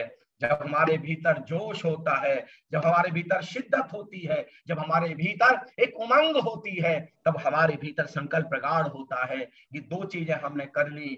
सबसे पहले समझ हमने जुटा ली, अकेली समझ काम नहीं करेगी। फिर हमने साहस जुटाया, हम अतीत से मुक्त हो गए, नई संभावनाओं की तलाश की हमने, कंफर्ट जोन के बाहर निकल करके आ गए हम। डर से भी हमने आगे निकलने की, डर के आगे जीत, ये हमने अपने आप में आगे बढ़ने की कोशिश की। और फिर अब तीसरे कदम पर आता है संकल्प, अब है निर्णय, नाव कमिट, अब डिसीजन लें। इसी के लिए भगवान श्री कृष्ण अर्जुन को कहते हैं संशयात्मा विनश्यति। हे अर्जुन, अगर अभी भी संशय में, अभी भी इनडिसीजन, संशय मींस इनडिसीजन, अगर अभी भी आप इनडिसीजन में जीते रहेंगे तो कहीं पर भी पहुंचना नहीं होगा, आत्मा का नाश हो जाएगा, संकल्प हमेशा हमेशा के लिए खत्म हो जाएगा। चलो किसी भी डगर पर चलो। मैं तो यहां तक भी कहता हूं, अगर अभी भी आपको समझ नहीं आ रहा किस रास्ते पर चल रहे हो, चलने के लिए मैं आपको कसौटी देता हूं। संकल्प के लिए 2 तरीके के संकल्प हैं, एक शुभ संकल्प है, एक अशुभ संकल्प है। एक शुभ निर्णय है, एक अशुभ निर्णय है। कैसे पहचानेंगे?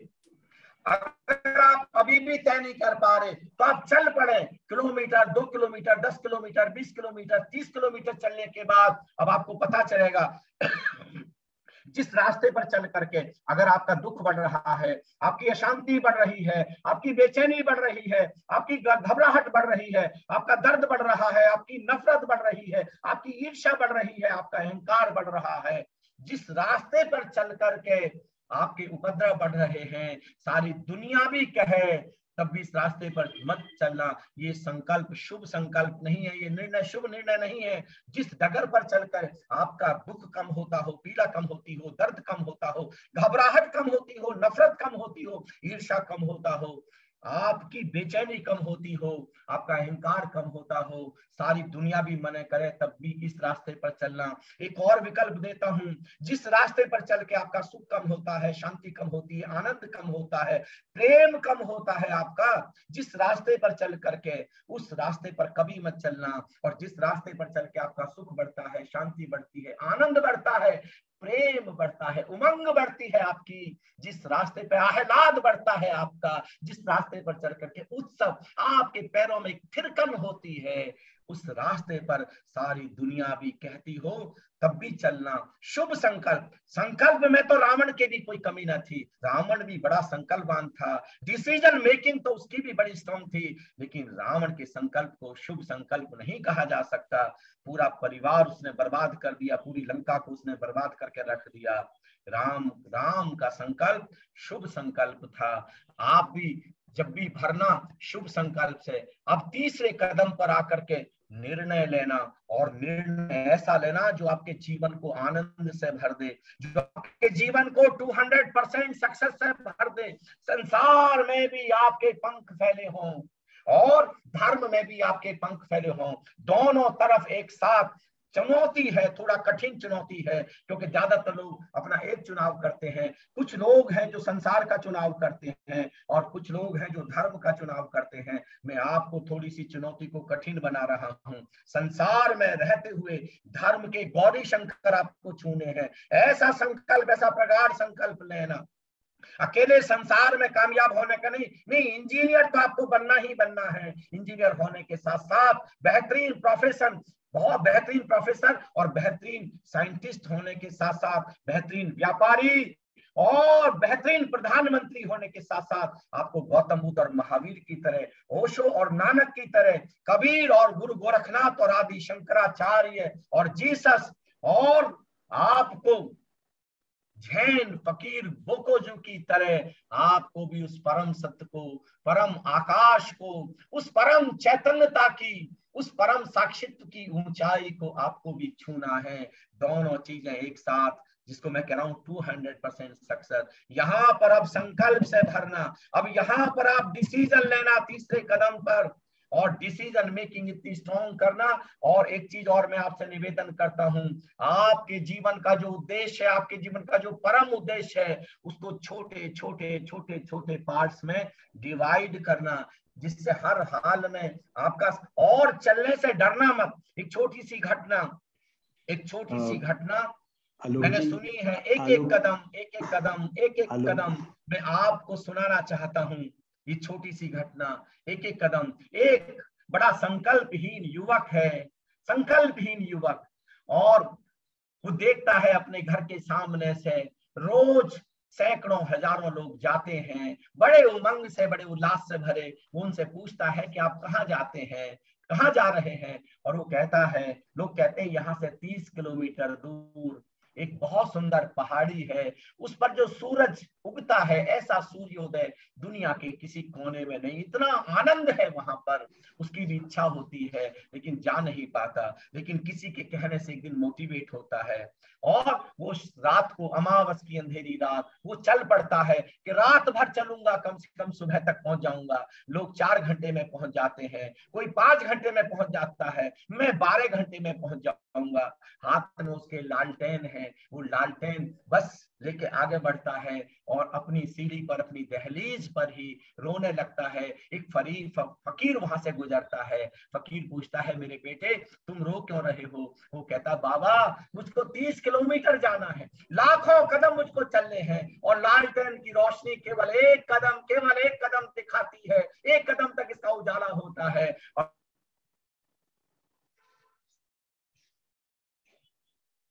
करके देख। और फकीर के कहने से फकीर हाथ पकड़ता है, एक कदम आगे बढ़ाता है। ये क्या, कितना हैरान होता है। उसने एक कदम आगे बढ़ाया, लालटेन की रोशनी एक कदम और आगे बढ़ गई, फिर एक कदम, फिर एक कदम, फिर एक कदम, फिर एक कदम, लालटेन की रोशनी आगे बढ़ती गई, और एक एक कदम चलते चलते उसने लाखों कदम वो नाचा पहाड़ी पर जा करके, क्योंकि उस पहाड़ी के सौंदर्य को, आज उस पहाड़ी पर वो सूर्योदय को देख पा रहा था। एक एक कदम, चाहे कितना ही भी तेज दौड़ने वाला हो, चाहे ओलंपिक में गोल्ड मेडल जीतने वाला कोई एथलीट हो, मैं कहता हूं कभी कोई एक कदम से ज्यादा नहीं चल पाया। एक कदम बड़ा हो सकता है, एक कदम छोटा हो सकता है, लेकिन एक एक कदम चलते चलते हजारों लाखों किलोमीटर की दूरी तय की जा सकती है। बस आपसे एक ही निवेदन करना चाहता हूँ, आंधियां चाहे उठाओ, बिजलियां चाहे गिराओ, जल गया है दीप तो अंधियार मिटकर ही रहेगा, उग्र ही लो को न रोको, ज्योत के रथ को न टोको, सुबह का ये तेज हर तम को निकल कर ही रहेगा। और जब वो 4 लाइन सुना रहा हूँ, गौर से सुने, वक्त को जिसने न जाना उस शख्स को मिटना पड़ा है, बच गया तलवार से तो फूल से कटना पड़ा है, और चाहे कितनी ही बड़ी हो, चाहे कितनी ही कड़ी हो, हर नदी की राह से चट्टान को हटना पड़ा है, हर नदी की राह से चट्टान को हटना पड़ा है। आज नदियों के किनारे आप ये बालू रेत देखते हैं ना, कभी बड़ा अहंकार था, बड़ी बड़ी चट्टानें थी, और पानी कितना कोमल था, कोमल से पानी ने चलते चलते चलते चलते इतनी बड़ी बड़ी चट्टानों का अहंकार चकनाचूर कर दिया और उनको बालू रेत में तब्दील कर दिया। देखते हैं, फिर दोबारा सुनाता हूँ, चाहे कितनी ही कड़ी हो, हर नदी की राह से चट्टान को हटना पड़ा है,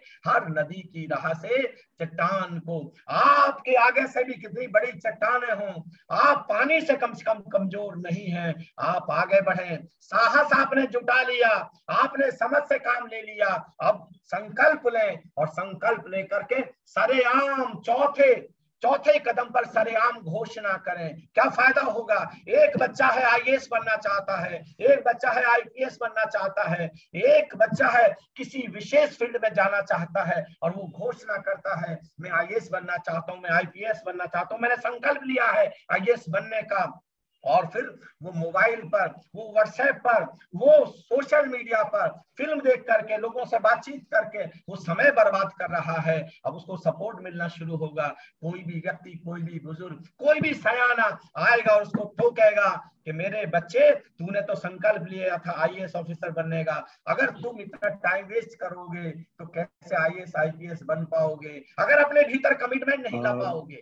एक सज्जन कहते हैं मैं आज से नशा छोड़ दूंगा, अगर नशा छोड़ दूंगा कहते हैं, और वो सरेआम घोषणा करते हैं, तो वहां से उनके जीवन में क्रांति आ सकती है, उनको सपोर्ट मिल सकता है। मैं 5वें कदम पर कहता हूं आपको, समर्थन, सपोर्ट लेना। भारत इतना महान देश है, भारत में जो टैलेंट है, मैं आज प्रोग्राम्स लेता हूं भारत के कोने कोने में, मैं अपने बच्चों को देखता हूं, मैं अपने यूथ को देखता हूं, मैं अपने बुजुर्गों को देखता हूं, मैं अपनी बहनों को देखता हूं, मैं अपने भाइयों को देखता हूं, क्या टैलेंट है उनका। ऐसा टैलेंट दुनिया के किसी कोने में भी नहीं मिलेगा। उसके बावजूद भी हम कई बार पिछड़ जाते हैं। जानते उसका कुल कारण, हमको संघ के महत्व को समझना पड़ेगा। गौतम बुद्ध ने क्या कहा?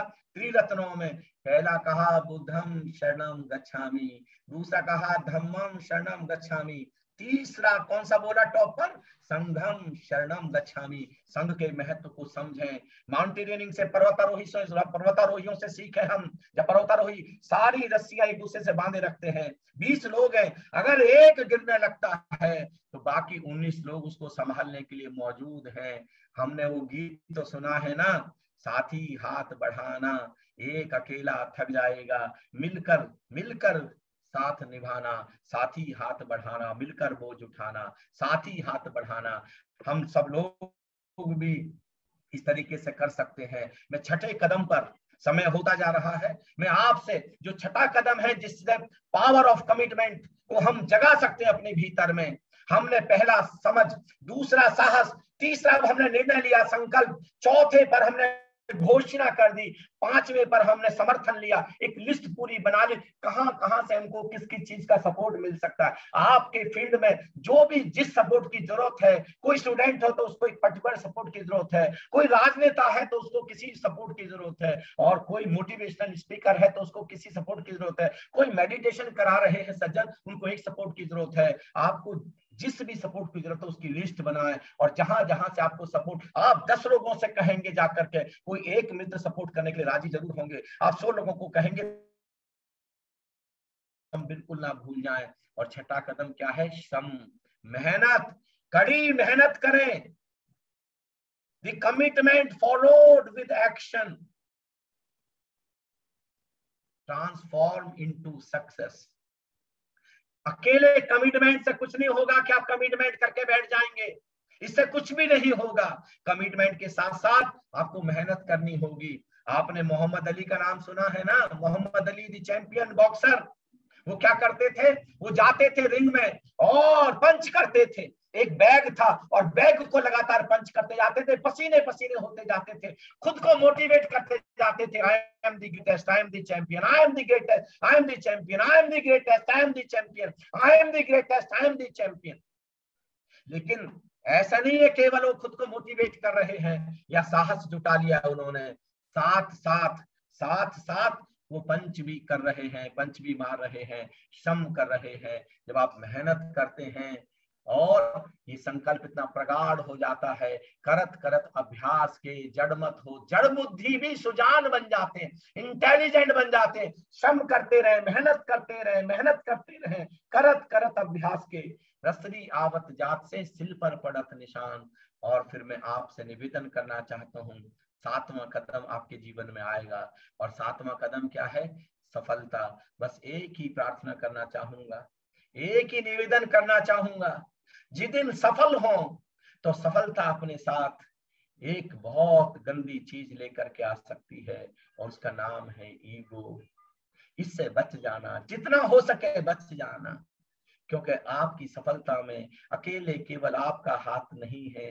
कितने लोगों ने आपकी मदद की है और कितने अदृश्य चेतनाओं ने अदृश्य जगत से कितनी इनविजिबल एनर्जी से आपको मदद मिली है, आपको नहीं पता। उस दिन राम से कुछ सीखना, भगवान राम से।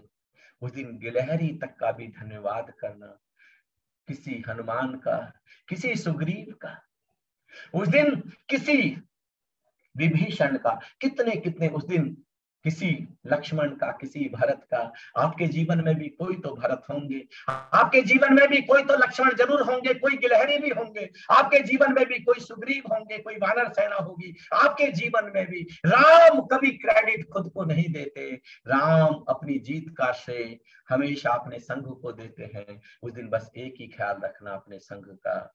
बहुत बहुत धन्यवाद। अपनी आखिर में अपनी 4 लाइन के साथ मैं ओवर करना चाहता हूं और सबका धन्यवाद करना चाहता हूं। इतना सुनहरी, इतना सुंदर अवसर दिया मुझको आप सबके साथ रूबरू होने का। गर नहीं, कभी 4 लाइन मैंने लिखी थी, गर नहीं जज्बा रगों में व्यर्थ कर दी जिंदगी, जोश भीतर गर नहीं फिर जी रहे क्यों जिंदगी। अरे रोज मरने से तो बेहतर बस अभी मर जाओ तुम, हर कदम हर श्वास पर संकल्प ये है जिंदगी। धन्यवाद धन्यवाद धन्यवाद। Thanks thanks thanks. बहुत बहुत धन्यवाद मुकेश जी। आपने इतने भावपूर्ण ढंग से, इतने प्रवाह में हमें इस संकल्प की यात्रा पे हम सबको आप ले गए। बीच में बिल्कुल ही वो समय का तो एक सीमा रहती है, मन करता है कि आपको सुनते रहें, लेकिन एक समय की विवशता है। बहुत बहुत धन्यवाद। आपने बहुत ही सुंदर तरीके से एक जो महत्वपूर्ण बात कही कि जो बीज है हमारे भीतर, मनुष्य के भीतर, मनुष्य का जो बीज है उम्मीद का, विल पावर का बीज है, और उस विल पावर हैं बहुत ही से आपने वो तैयार किए। आपका बहुत बहुत हृदय से आभार। से हमारे जो पार्टिसिपेंट्स हैं उनको प्रेरणा मिलेगी। इससे हम संकल्प से अपने को बदल सकते हैं, परिवार को बदल सकते हैं, समाज को बदल सकते हैं, बदल सकते हैं। बहुत बहुत धन्यवाद आपका। अब समय अधिक गुजर चुका है। हमारे बीच डॉक्टर मीना अग्रवाल जी हैं, मैं उनको सादर आमंत्रित करता हूं उनके अध्यक्षीय उद्बोधन के लिए। बहुत सुंदर, बहुत सुंदर। We are full of vibrations online. Your motivational energy we could feel. Yes, it has been superb, and we are quite motivated to act and to have to give a proper direction to our life and fulfill our goals with proper commitment and a continuous motivation. Very nice, wonderful. And for such continuous motivations, I would like to share with my friends that Alokji, Engineer Mukesh Sharma ji, is available in his various courses, because he has taken the commitment that he will continue working for the youth of India and he will just go on sharing his wisdom and motivational things so as to give a new direction to our youth, नए मनुष्य का निर्माण।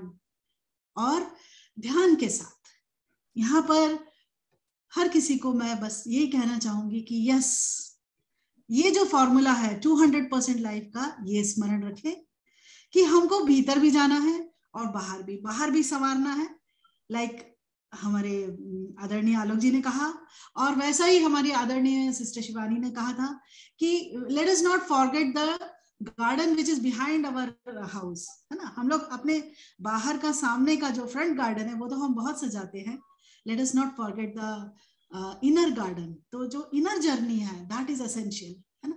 हमने इतने सारे सूत्र जाने, जो फॉर्मूला दिया हमको आलोक जी ने कि सक्सेस का जो फॉर्मूला है, कमिटमेंट का, जो एक यात्रा का जो पूरा फॉर्मूला है, ये जो दिया है, इसके साथ साथ हम 100% बाहर भी और 100% भीतर इनर जर्नी पे भी जाए।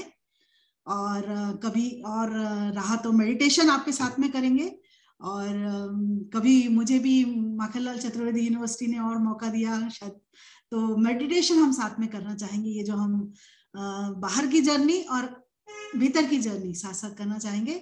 बहुत बहुत बढ़िया रहा। मैं सोचती हूँ कि पार्टिसिपेंट्स के क्वेश्चंस शायद लेना चाहेंगे। Chief host, over to the chief host. जी, तो जो भी पार्टिसिपेंट्स हैं, निश्चित रूप से ये पूरे 1.5 घंटे का लगभग लगातार उद्बोधन रहा। इसमें आपके मन में जरूर सवाल होंगे, तो आप सवाल चैट बॉक्स में कर सकते हैं या फिर अपना हाथ उठा सकते हैं। और मेरी रिक्वेस्ट होगी, जो हमारे टेक्नीशियन है, टेक्निकल टीम है, already we have permitted and mister Redmi, अपना नाम उन्होंने लिखा नहीं है, रेडमी का हाथ उठा हुआ है। yes. अपनी जिज्ञासा आप प्रस्तुत कर सकते हैं रेडमी जी। नाम भी बताएं।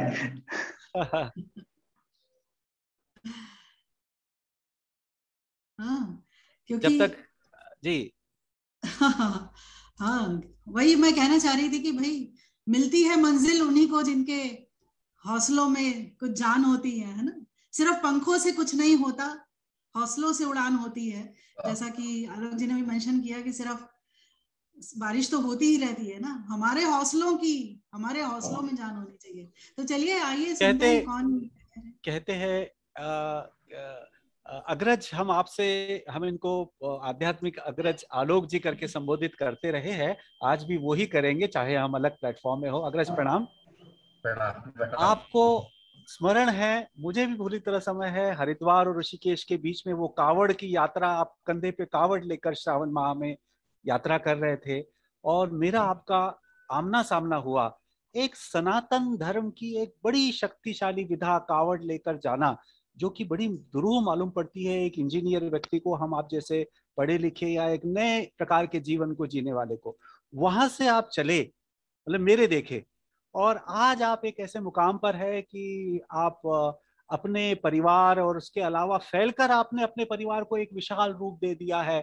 जहां तक मेरा अंदाज है 50,000 व्यक्ति आपके परिवार से, आपके संघ से जुड़े हैं, जो जीवन और अध्यात्म और प्रॉस्पेरिटी और कार्य सबको बखूबी करते हैं, और आपकी भी यही देशना होती है। इस यात्रा को हासिल करने का आपके पीछे क्या मोटिवेशन था? और जो कहते हैं, जैसे आपने कई बार ओशो जी का जिक्र किया, मुझे भी सौभाग्य मिला ओशो जी के चरणों में बैठने का, बल्कि 13 साल की उम्र में मुझे ओशो जी से संन्यास प्राप्त हुआ। स्वामी चैतन्य भारती और उनके कर कमलों से माला पहनकर अपनी भ्रुकुटी पर उनके स्पर्श को, जिसको आज भी मैं रोमांचित महसूस करता हूं लेने का, जिनके बारे में कहा जाता है कि सनातन धर्म परंपरा से वो कुछ अलग करते हैं।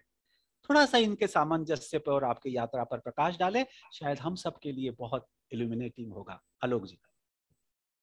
बहुत धन्यवाद। मैं बड़ा उन लोगों में से हूँ जो ओशो से नहीं मिल पाए, इसलिए मैं उस विराट चेतना को स्वामी चैतन्य जी के माध्यम से ही प्रणाम करता हूँ। वो बहुत ही सौभाग्यशाली है कि उनके दर्शन कर पाए। मैंने तो उनको केवल पढ़ा और उनको केवल सुना, लेकिन उसके बावजूद मुझे बहुत ही अति पर प्रेम है उनसे। और जहां तक ये कहा जाता है कि वो सनातन धर्म से अलग है? नहीं, बिल्कुल भी अलग नहीं है। देखिए, धर्म है सनातन। सनातन यानी जो आदि में भी था, जो सब कुछ, जब धरती सब कुछ विदा हो जाएगा, पूरा ब्रह्मांड तब भी जो रहेगा, और आज भी जो सत्य है उसको हम सनातन सत्य बोलते हैं। और उसी पर जो आधारित किया गया एक धर्म हमने विशेष रूप से बनाया गया, उसको है सनातन धर्म। तो मुख्य रूप से उसी की खोज, ओशो की जितनी भी विधियां हैं, ओशो के जितने भी प्रवचन हैं, उसी सनातन धर्म की खोज के लिए हैं, उसी सत्य को जानने के लिए हैं। तो बिल्कुल भी जरा सा भी, मेरे लिए तो जरा सा भी विरोधाभास नहीं है। और जहां तक मेरा प्रश्न है, मैं इस प्लेटफॉर्म पर एक ही निवेदन करना चाहता हूं। देखिए, एक तो है मोटिवेशन और एक है इंस्पिरेशन। दोनों में एक डिफरेंस है। मोटिवेशन बाहर से आता है और इंस्पिरेशन अंदर से आती है। वाह, प्रेरणा जिसको हम बोलते हैं, अंतः प्रेरणा। बहुत बढ़िया। और मोटिवेशन विशेष रूप से क्या है कि जैसे एक तो होता है प्रॉमिस। प्रॉमिस का क्या मतलब है? When I committed to someone other, that is promise, my promise. मैंने किसी से कमिट किया है। But when I promise to myself, that is commitment. मैंने कुछ अपने आप से प्रॉमिस किया कि मुझे हर हाल में ये कार्य करना ही करना है, दैट इज कमिटमेंट। तो कहां से प्रेरणा कब आएगी? जब मेरा जो गोल है, मेरा जो मिशन है, जब मेरी लाइफ का जो ऑब्जेक्टिव है, जब वो हार्ट टचिंग हो जाएगा, हृदय पर चला जाएगा। And heart is directly connected to the subconscious mind. अगर मैं अपने गोल को, अगर मैं अपने मिशन को किसी तरीके से अपने हार्ट से कनेक्ट कर दूं, मेरे हृदय को छू जाए कि मेरे देश में लाखों करोड़ों लोग हैं जो आज इतने दुखी हैं, इतने परेशान हैं, स्ट्रेस में जी रहे हैं। तो कभी मैं भी स्ट्रेस में था, कभी मैं भी दुखी था, कभी मुझको भी बहुत क्रोध आता था, कभी मेरे भीतर भी वासना जगती थी। मैं अचानक इसके ऊपर उठा, मुझको बहुत से लोगों ने इसके लिए मदद की। तो क्या अब मेरी करुणा सीमित रह जाएगी? क्या मैं अब इतना लिमिटेड रह जाऊंगा कि मैं उन लोगों की मदद न कर सकूंगा? तो ये बात मेरे हार्ट को टच कर जाती है, और ये गोल, ये मिशन मेरा हार्ट को टच कर जाता है, और ये मेरा कमिटमेंट, ये मोटिवेशन अब इंस्पिरेशन बन जाता है। जब ये इंस्पिरेशन बन गया तो अब मुझको कहने की जरूरत नहीं है किसी को भी कि अब आपको सुबह उठ करके क्या करना है। मेरे सामने अब डेली के लिए कोई ऑब्जेक्टिव है कि अपने देश के लिए, दुनिया के लिए मुझको कुछ करना है। तो ये बचपन से कहीं से, कि मैं गॉड गिफ्ट कहूं या क्या कहूं, एक इंस्पिरेशन अंदर चली गई कि कुछ करना है, अपने लिए कुछ करना है, दुनिया के लिए कुछ करना है, देश के लिए करना है। और उसकी वजह से एक एक स्टेप, जब हम कांवड़ भर रहे थे और आज इस स्थिति में मेडिटेशन और समाधि की बात आ गई, दोनों अब मैं देखता हूं तो बिल्कुल भी डिफरेंस नहीं। उस कांवड़ भरने ने मेरे पास में इतना संकल्प पैदा किया कि एक बार हरिद्वार से जब मैं कंधे पर 2 कांवड़ रख लेता था, तो जब तक शिव जी पर जाके जल नहीं चढ़ाता था तब तक कंधे से कांवड़ नहीं उतारता था। वो बचपन का संकल्प। मैंने केवल 14 इयर्स की एज से कांवड़ भरनी शुरू की थी, और लगातार मैं 12 साल तक भरता चला। क्या बात है साहब, बहुत बढ़िया। 12 या 13 साल तक हर छठे महीने जाता था, साल में 2 बार जाता था। सैल्यूट, सैल्यूट भाई साहब। इतना प्रगाढ़ संकल्प मैं Yeah, he is really a man of sankalp. He has proven himself. उनकी आवाज कुछ शायद चली गई है, वाकई में unmute, he is a living example of commitments. उनको हमने बहुत करीब से जाना है। तो ये छोटे छोटे ही जो कमिटमेंट्स होते हैं, यही हमको बहुत आगे ले जाते हैं, है ना। तो हम लोग छोटे छोटे कमिटमेंट्स के साथ, we can begin with little commitments. Those can be fulfilled and those will take us to a long way. Yes. एक के प्रति हम कमिटमेंट करें। बहुत बढ़िया। एक कोई सवाल है रूही शर्मा जी का, मैं अगर चाहें तो। हेलो, प्रणाम Alok ji, and very good afternoon to all the faculty over here. So मेरा एक क्वेश्चन है, लाइक कमिटमेंट्स के रिलेटेड, लाइक मुझे हर चीज के अपनी लाइफ का अवेयरनेस है, बट कुछ कहते हैं ना डोमेस्टिक सर्कमस्टांसेस होते हैं जहाँ मैं रिस्पॉन्सिबिलिटीज में घिर गई, जिसके कारण ना मेरे मन में इरिटेशन सी हो गई है, खिज आ जा गई है, तो उसको कैसे दूर किया जाए? आलोक जी अनम्यूट कर लीजिए अपने को, आपका माइक बंद है। आवाज नहीं, आपका माइक बंद है। नो हो गया क्या? Okay. Yes, now it is done. Ruhi, देखिए, in the same set of circumstances कुछ लोग हैं जो टूट जाते हैं, और in the same set of circumstances कुछ लोग हैं जो रिकॉर्ड तोड़ जाते हैं। Right, agree. कितने, और ये कहां से, एक इनर मोटिवेशन से, एक इनर कमिटमेंट से ये चीज आएगी। मैंने अभी बोल रहा था, लामा के बारे में एग्जाम्पल दे रहा था, और मैं बहुत सारे एग्जाम्पल दे रहा था कि चाहे कितनी भी मुसीबतें क्यों हैं, चाहे कितनी भी ठोकरें क्यों, ऐसा कौन सा इंसान, क्या श्री एपीजे अब्दुल कलाम के जीवन में मुसीबतें नहीं थी? क्या लाल बहादुर शास्त्री के जीवन में मुसीबतें नहीं थी? क्या आज जो हमारे प्रधानमंत्री महोदय हैं श्री नरेंद्र भाई जी मोदी, उनके जीवन में क्या कोई इतनी डिफिकल्टीज नहीं है? या आज नहीं है, आज भी हमको पता नहीं है, लेकिन हो सकता है हमसे भी सैकड़ों गुना ज्यादा बड़ी बड़ी डिफिकल्टीज का उनको सामना करना पड़ता है, और ऐसे ऐसे सर्कमस्टांसेस का सामना करना पड़ता है। लेकिन इंसान वही है कि सारी इस सबको टेस्ट, इस सबको एक परीक्षा समझिए कि एग्जिस्टेंस हमारी परीक्षा ले रहा है, और इस सब के बावजूद भी हमको हर हाल में आगे बढ़ना ही बढ़ना है। और ये कमिटमेंट जिस दिन आ जाएगा, उस दिन सारी मुसीबतें आपके पीछे रह जाएंगी। आपको एक रतन टाटा जी का एग्जाम्पल पता है ना? वो धीरू भाई अंबानी जी का है वो, कि वो एक बार तूफान में फंस जाते हैं और अपने ड्राइवर को कहते हैं कि चलो, भीषण तूफान है, सारे ट्रक, सारी कार, सब कुछ रुक गई तूफान में, खड़े हैं, लेकिन वो कहते हैं ड्राइवर को रुकना नहीं है, चलते चलो चलते चलो। ड्राइवर भी बड़ा हैरान होता है कि इतने बड़े तूफान में इनको कहना चाहिए कि साइड में लगा लो, लेकिन कहते चलते चलो चाहे कुछ भी हो जाए, with all commitment, move forward. और वो जब चलते जाते तो 1 घंटे बाद ऐसे स्थान पर पहुंचते जहां पर तूफान है ही नहीं, अब खुले में है। बहुत बढ़िया, बहुत बढ़िया। कहते हैं अब रुक जाओ आराम से, अब रेस्ट करो। उन्होंने कहा हद हो गई, अब रेस्ट करो, तब वहां पर रेस्ट करना चाहिए था। धीरू भाई अंबानी कहते हैं कि देखो एक मेजर डिफरेंस देखो, अब वो लोग अभी भी तूफान में फंसे हैं और हम लोग अब तूफान के बाहर।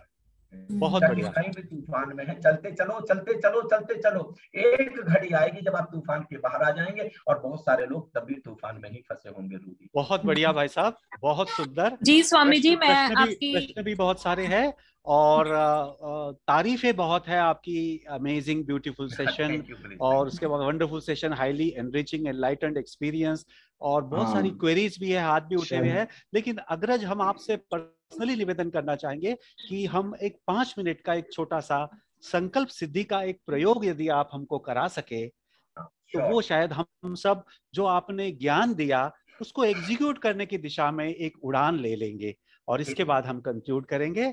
हरिओम। मैंने अभी एक चीज बोली थी कि अगर कोई चीज हमारे सबकॉन्शियस में चली जाए तो परमानेंट हो जाती है, और वो हकीकत में इतना जबरदस्त कमिटमेंट हो जाता है कि वो कभी भी आपको भूलेगा नहीं, वो इनर इंस्पिरेशन हो जाएगी। तो अगर हम श्वास को बाहर फेंक दें, एक प्रयोग हम करने जा रहे हैं, हम श्वास को, सारी की सारी श्वास को बाहर फेंक दें और रोक दें।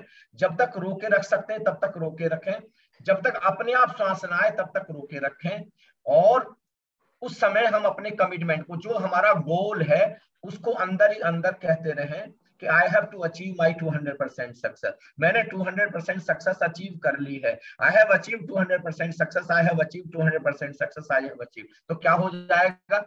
ये इतना जबरदस्त कमिटमेंट बन जाएगा और सबकॉन्शियस में पहुंच जाएगा। This is directly related to subconscious. आप किसी भी चीज के लिए आप कमिटमेंट बढ़ा सकते हैं श्वास रोक करके प्रयोग। मैं आपको करके दिखा देता हूं।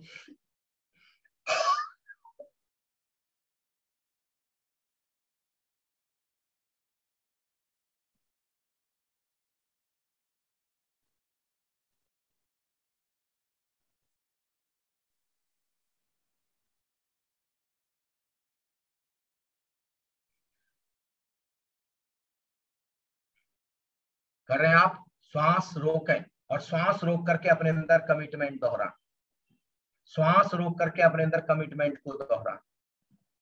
और इस प्रयोग को हो सके तो सुबह और शाम 10-10 बार करें, 7 to 10 टाइम्स। इसके इतने बेहतरीन रिजल्ट्स हैं, इतने बेहतरीन रिजल्ट्स हैं। जब मैं परम सत्य की ओर चला था तब मैंने इस प्रयोग को मैं करता था कि मैंने 2 साल के अंदर अंदर परम सत्य को उपलब्ध हो गया हूं। I have achieved the ultimate truth with in 2 years। ये ऐसा मैं कमिटमेंट करता था और वो सबकॉन्शियस में चला गया और उसने एक चमत्कार कर दिया। इस अस्तित्व का प्रसाद, इस अस्तित्व की ग्रेस मेरे ऊपर बरस गई। करते चलें, श्वास को रोक लें, हर बार श्वास को रोक लें, जब तक रोक के रख सकते हैं, जब तक मरने जैसी स्थिति ना हो जाए। And repeat your commitment continuously. Your commitment is increasing, your commitment is increasing, your commitment is increasing continuously. आप अंदर ही अंदर खुद को बोले, my commitment, my will power is increasing, my will power is increasing, my commitment is increasing, my confidence is increasing. श्वास को रोक करके, बार बार श्वास को रोक करके।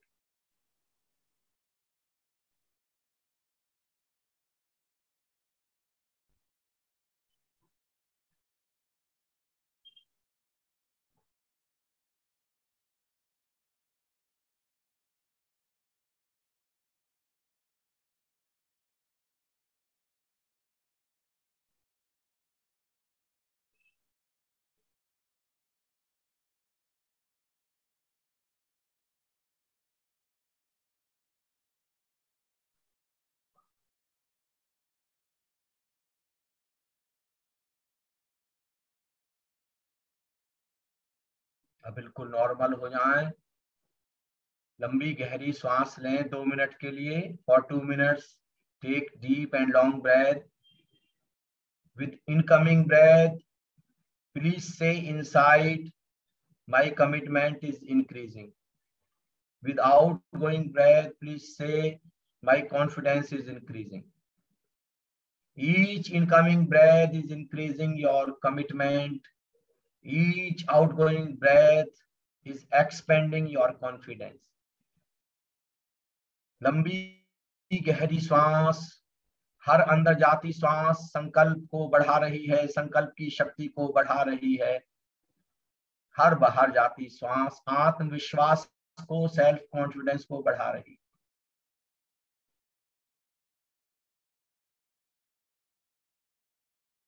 जब श्वास अंदर लें, छाती फूल जाए, आपका कमिटमेंट बढ़ जाए। जब श्वास बाहर जाए, आपका कॉन्फिडेंस चारों तरफ फैल जाए। कॉन्फिडेंस की एनर्जी, कमिटमेंट की एनर्जी फैल जाए चारों तरफ।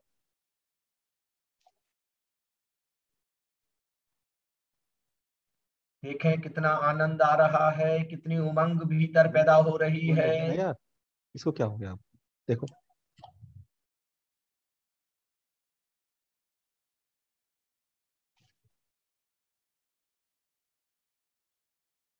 ये प्रयोग आप सुबह और शाम 5 to 10 minutes अगर आप करते हैं, आपका कॉन्फिडेंस बहुत अप हो जाएगा, आपका कमिटमेंट बहुत हाई हो जाएगा।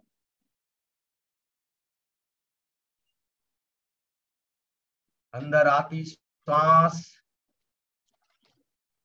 Feel the commitment inside you.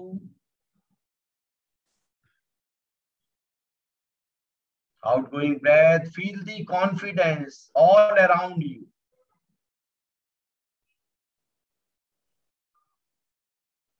आप वॉक करते समय, आप चलते समय, आप बैठे समय ऐसा फील कर सकते हैं। Each incoming breath is increasing my commitment. Each outgoing breath is increasing my confidence.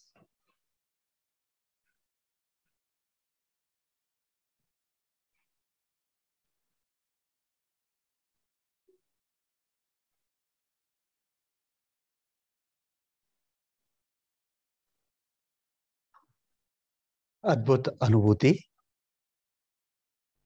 Wonderful miraculous feeling.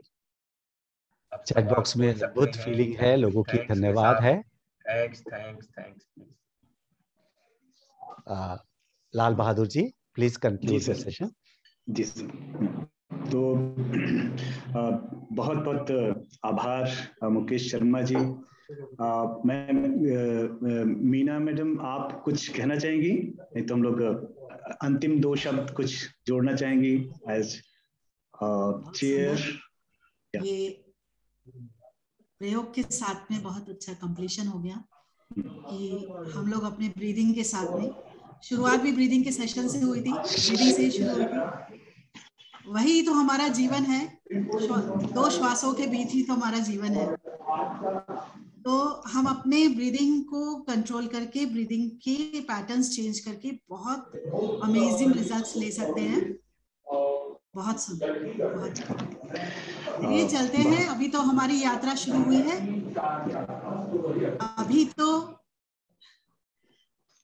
अभी ना पूछो मंजिल कहाँ है, अभी तो हमने चलने का इरादा किया है।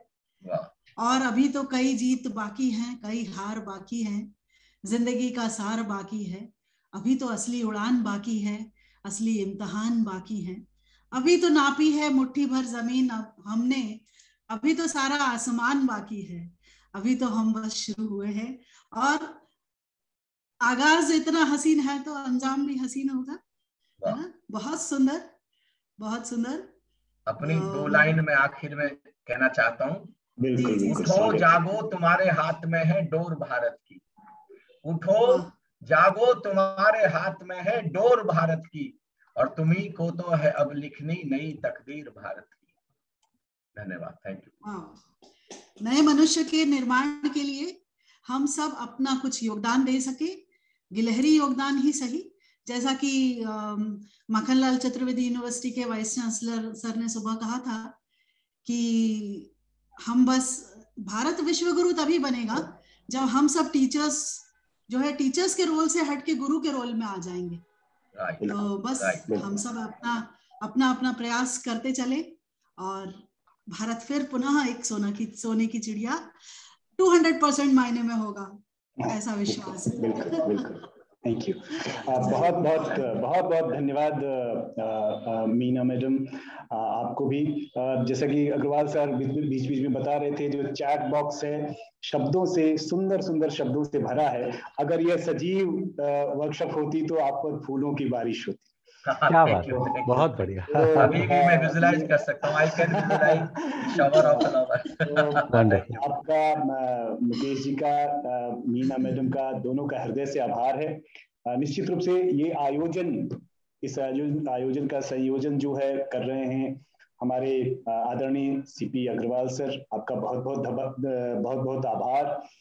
इस तरह की गतिविधियां करने के लिए निरंतर सकारात्मक ऊर्जा और प्रेरणा देने वाले अपने कुलगुरु आदरणीय केजी सुरेश जी का बहुत बहुत आभार। यह जो कार्यक्रम हो रहा है विश्वविद्यालय और AICTE की तरफ से हो रहा है, इससे जुड़े जो भी संबंधित लोग हैं, सबका बहुत आभार मैं व्यक्त करता हूं। हमारे इस ऑनलाइन इस कार्यक्रम के जरिए देश भर से जो प्रोफेसर्स और शिक्षक जुड़े हुए हैं उनका भी, और अपने विश्वविद्यालय के भी जो प्रोफेसर शिक्षक जुड़े हुए हैं, विभागाध्यक्ष जुड़े हुए हैं, कैंपस प्रभारी जुड़े हुए हैं, उनका भी हृदय से मैं आभार व्यक्त करता हूं। इस सबके साथ ही ये संभव हो पा रहा है कि हम लोग इतनी अलग अलग विषयों पर बातचीत कर पा रहे हैं। इसमें हमारी टेक्निकल टीम का बहुत योगदान है। अपने सभी टेक्निकल टीम के साथियों का मैं हृदय से आभार व्यक्त करता हूं। सबका नाम लेना, सबको यहाँ याद करना संभव नहीं है, समय अगले सेशन का हो रहा है, लेकिन जो भी प्रत्यक्ष या अप्रत्यक्ष रूप से जुड़े हुए हैं उन सबका बहुत बहुत आभार व्यक्त करता हूं। सबका बहुत बहुत धन्यवाद।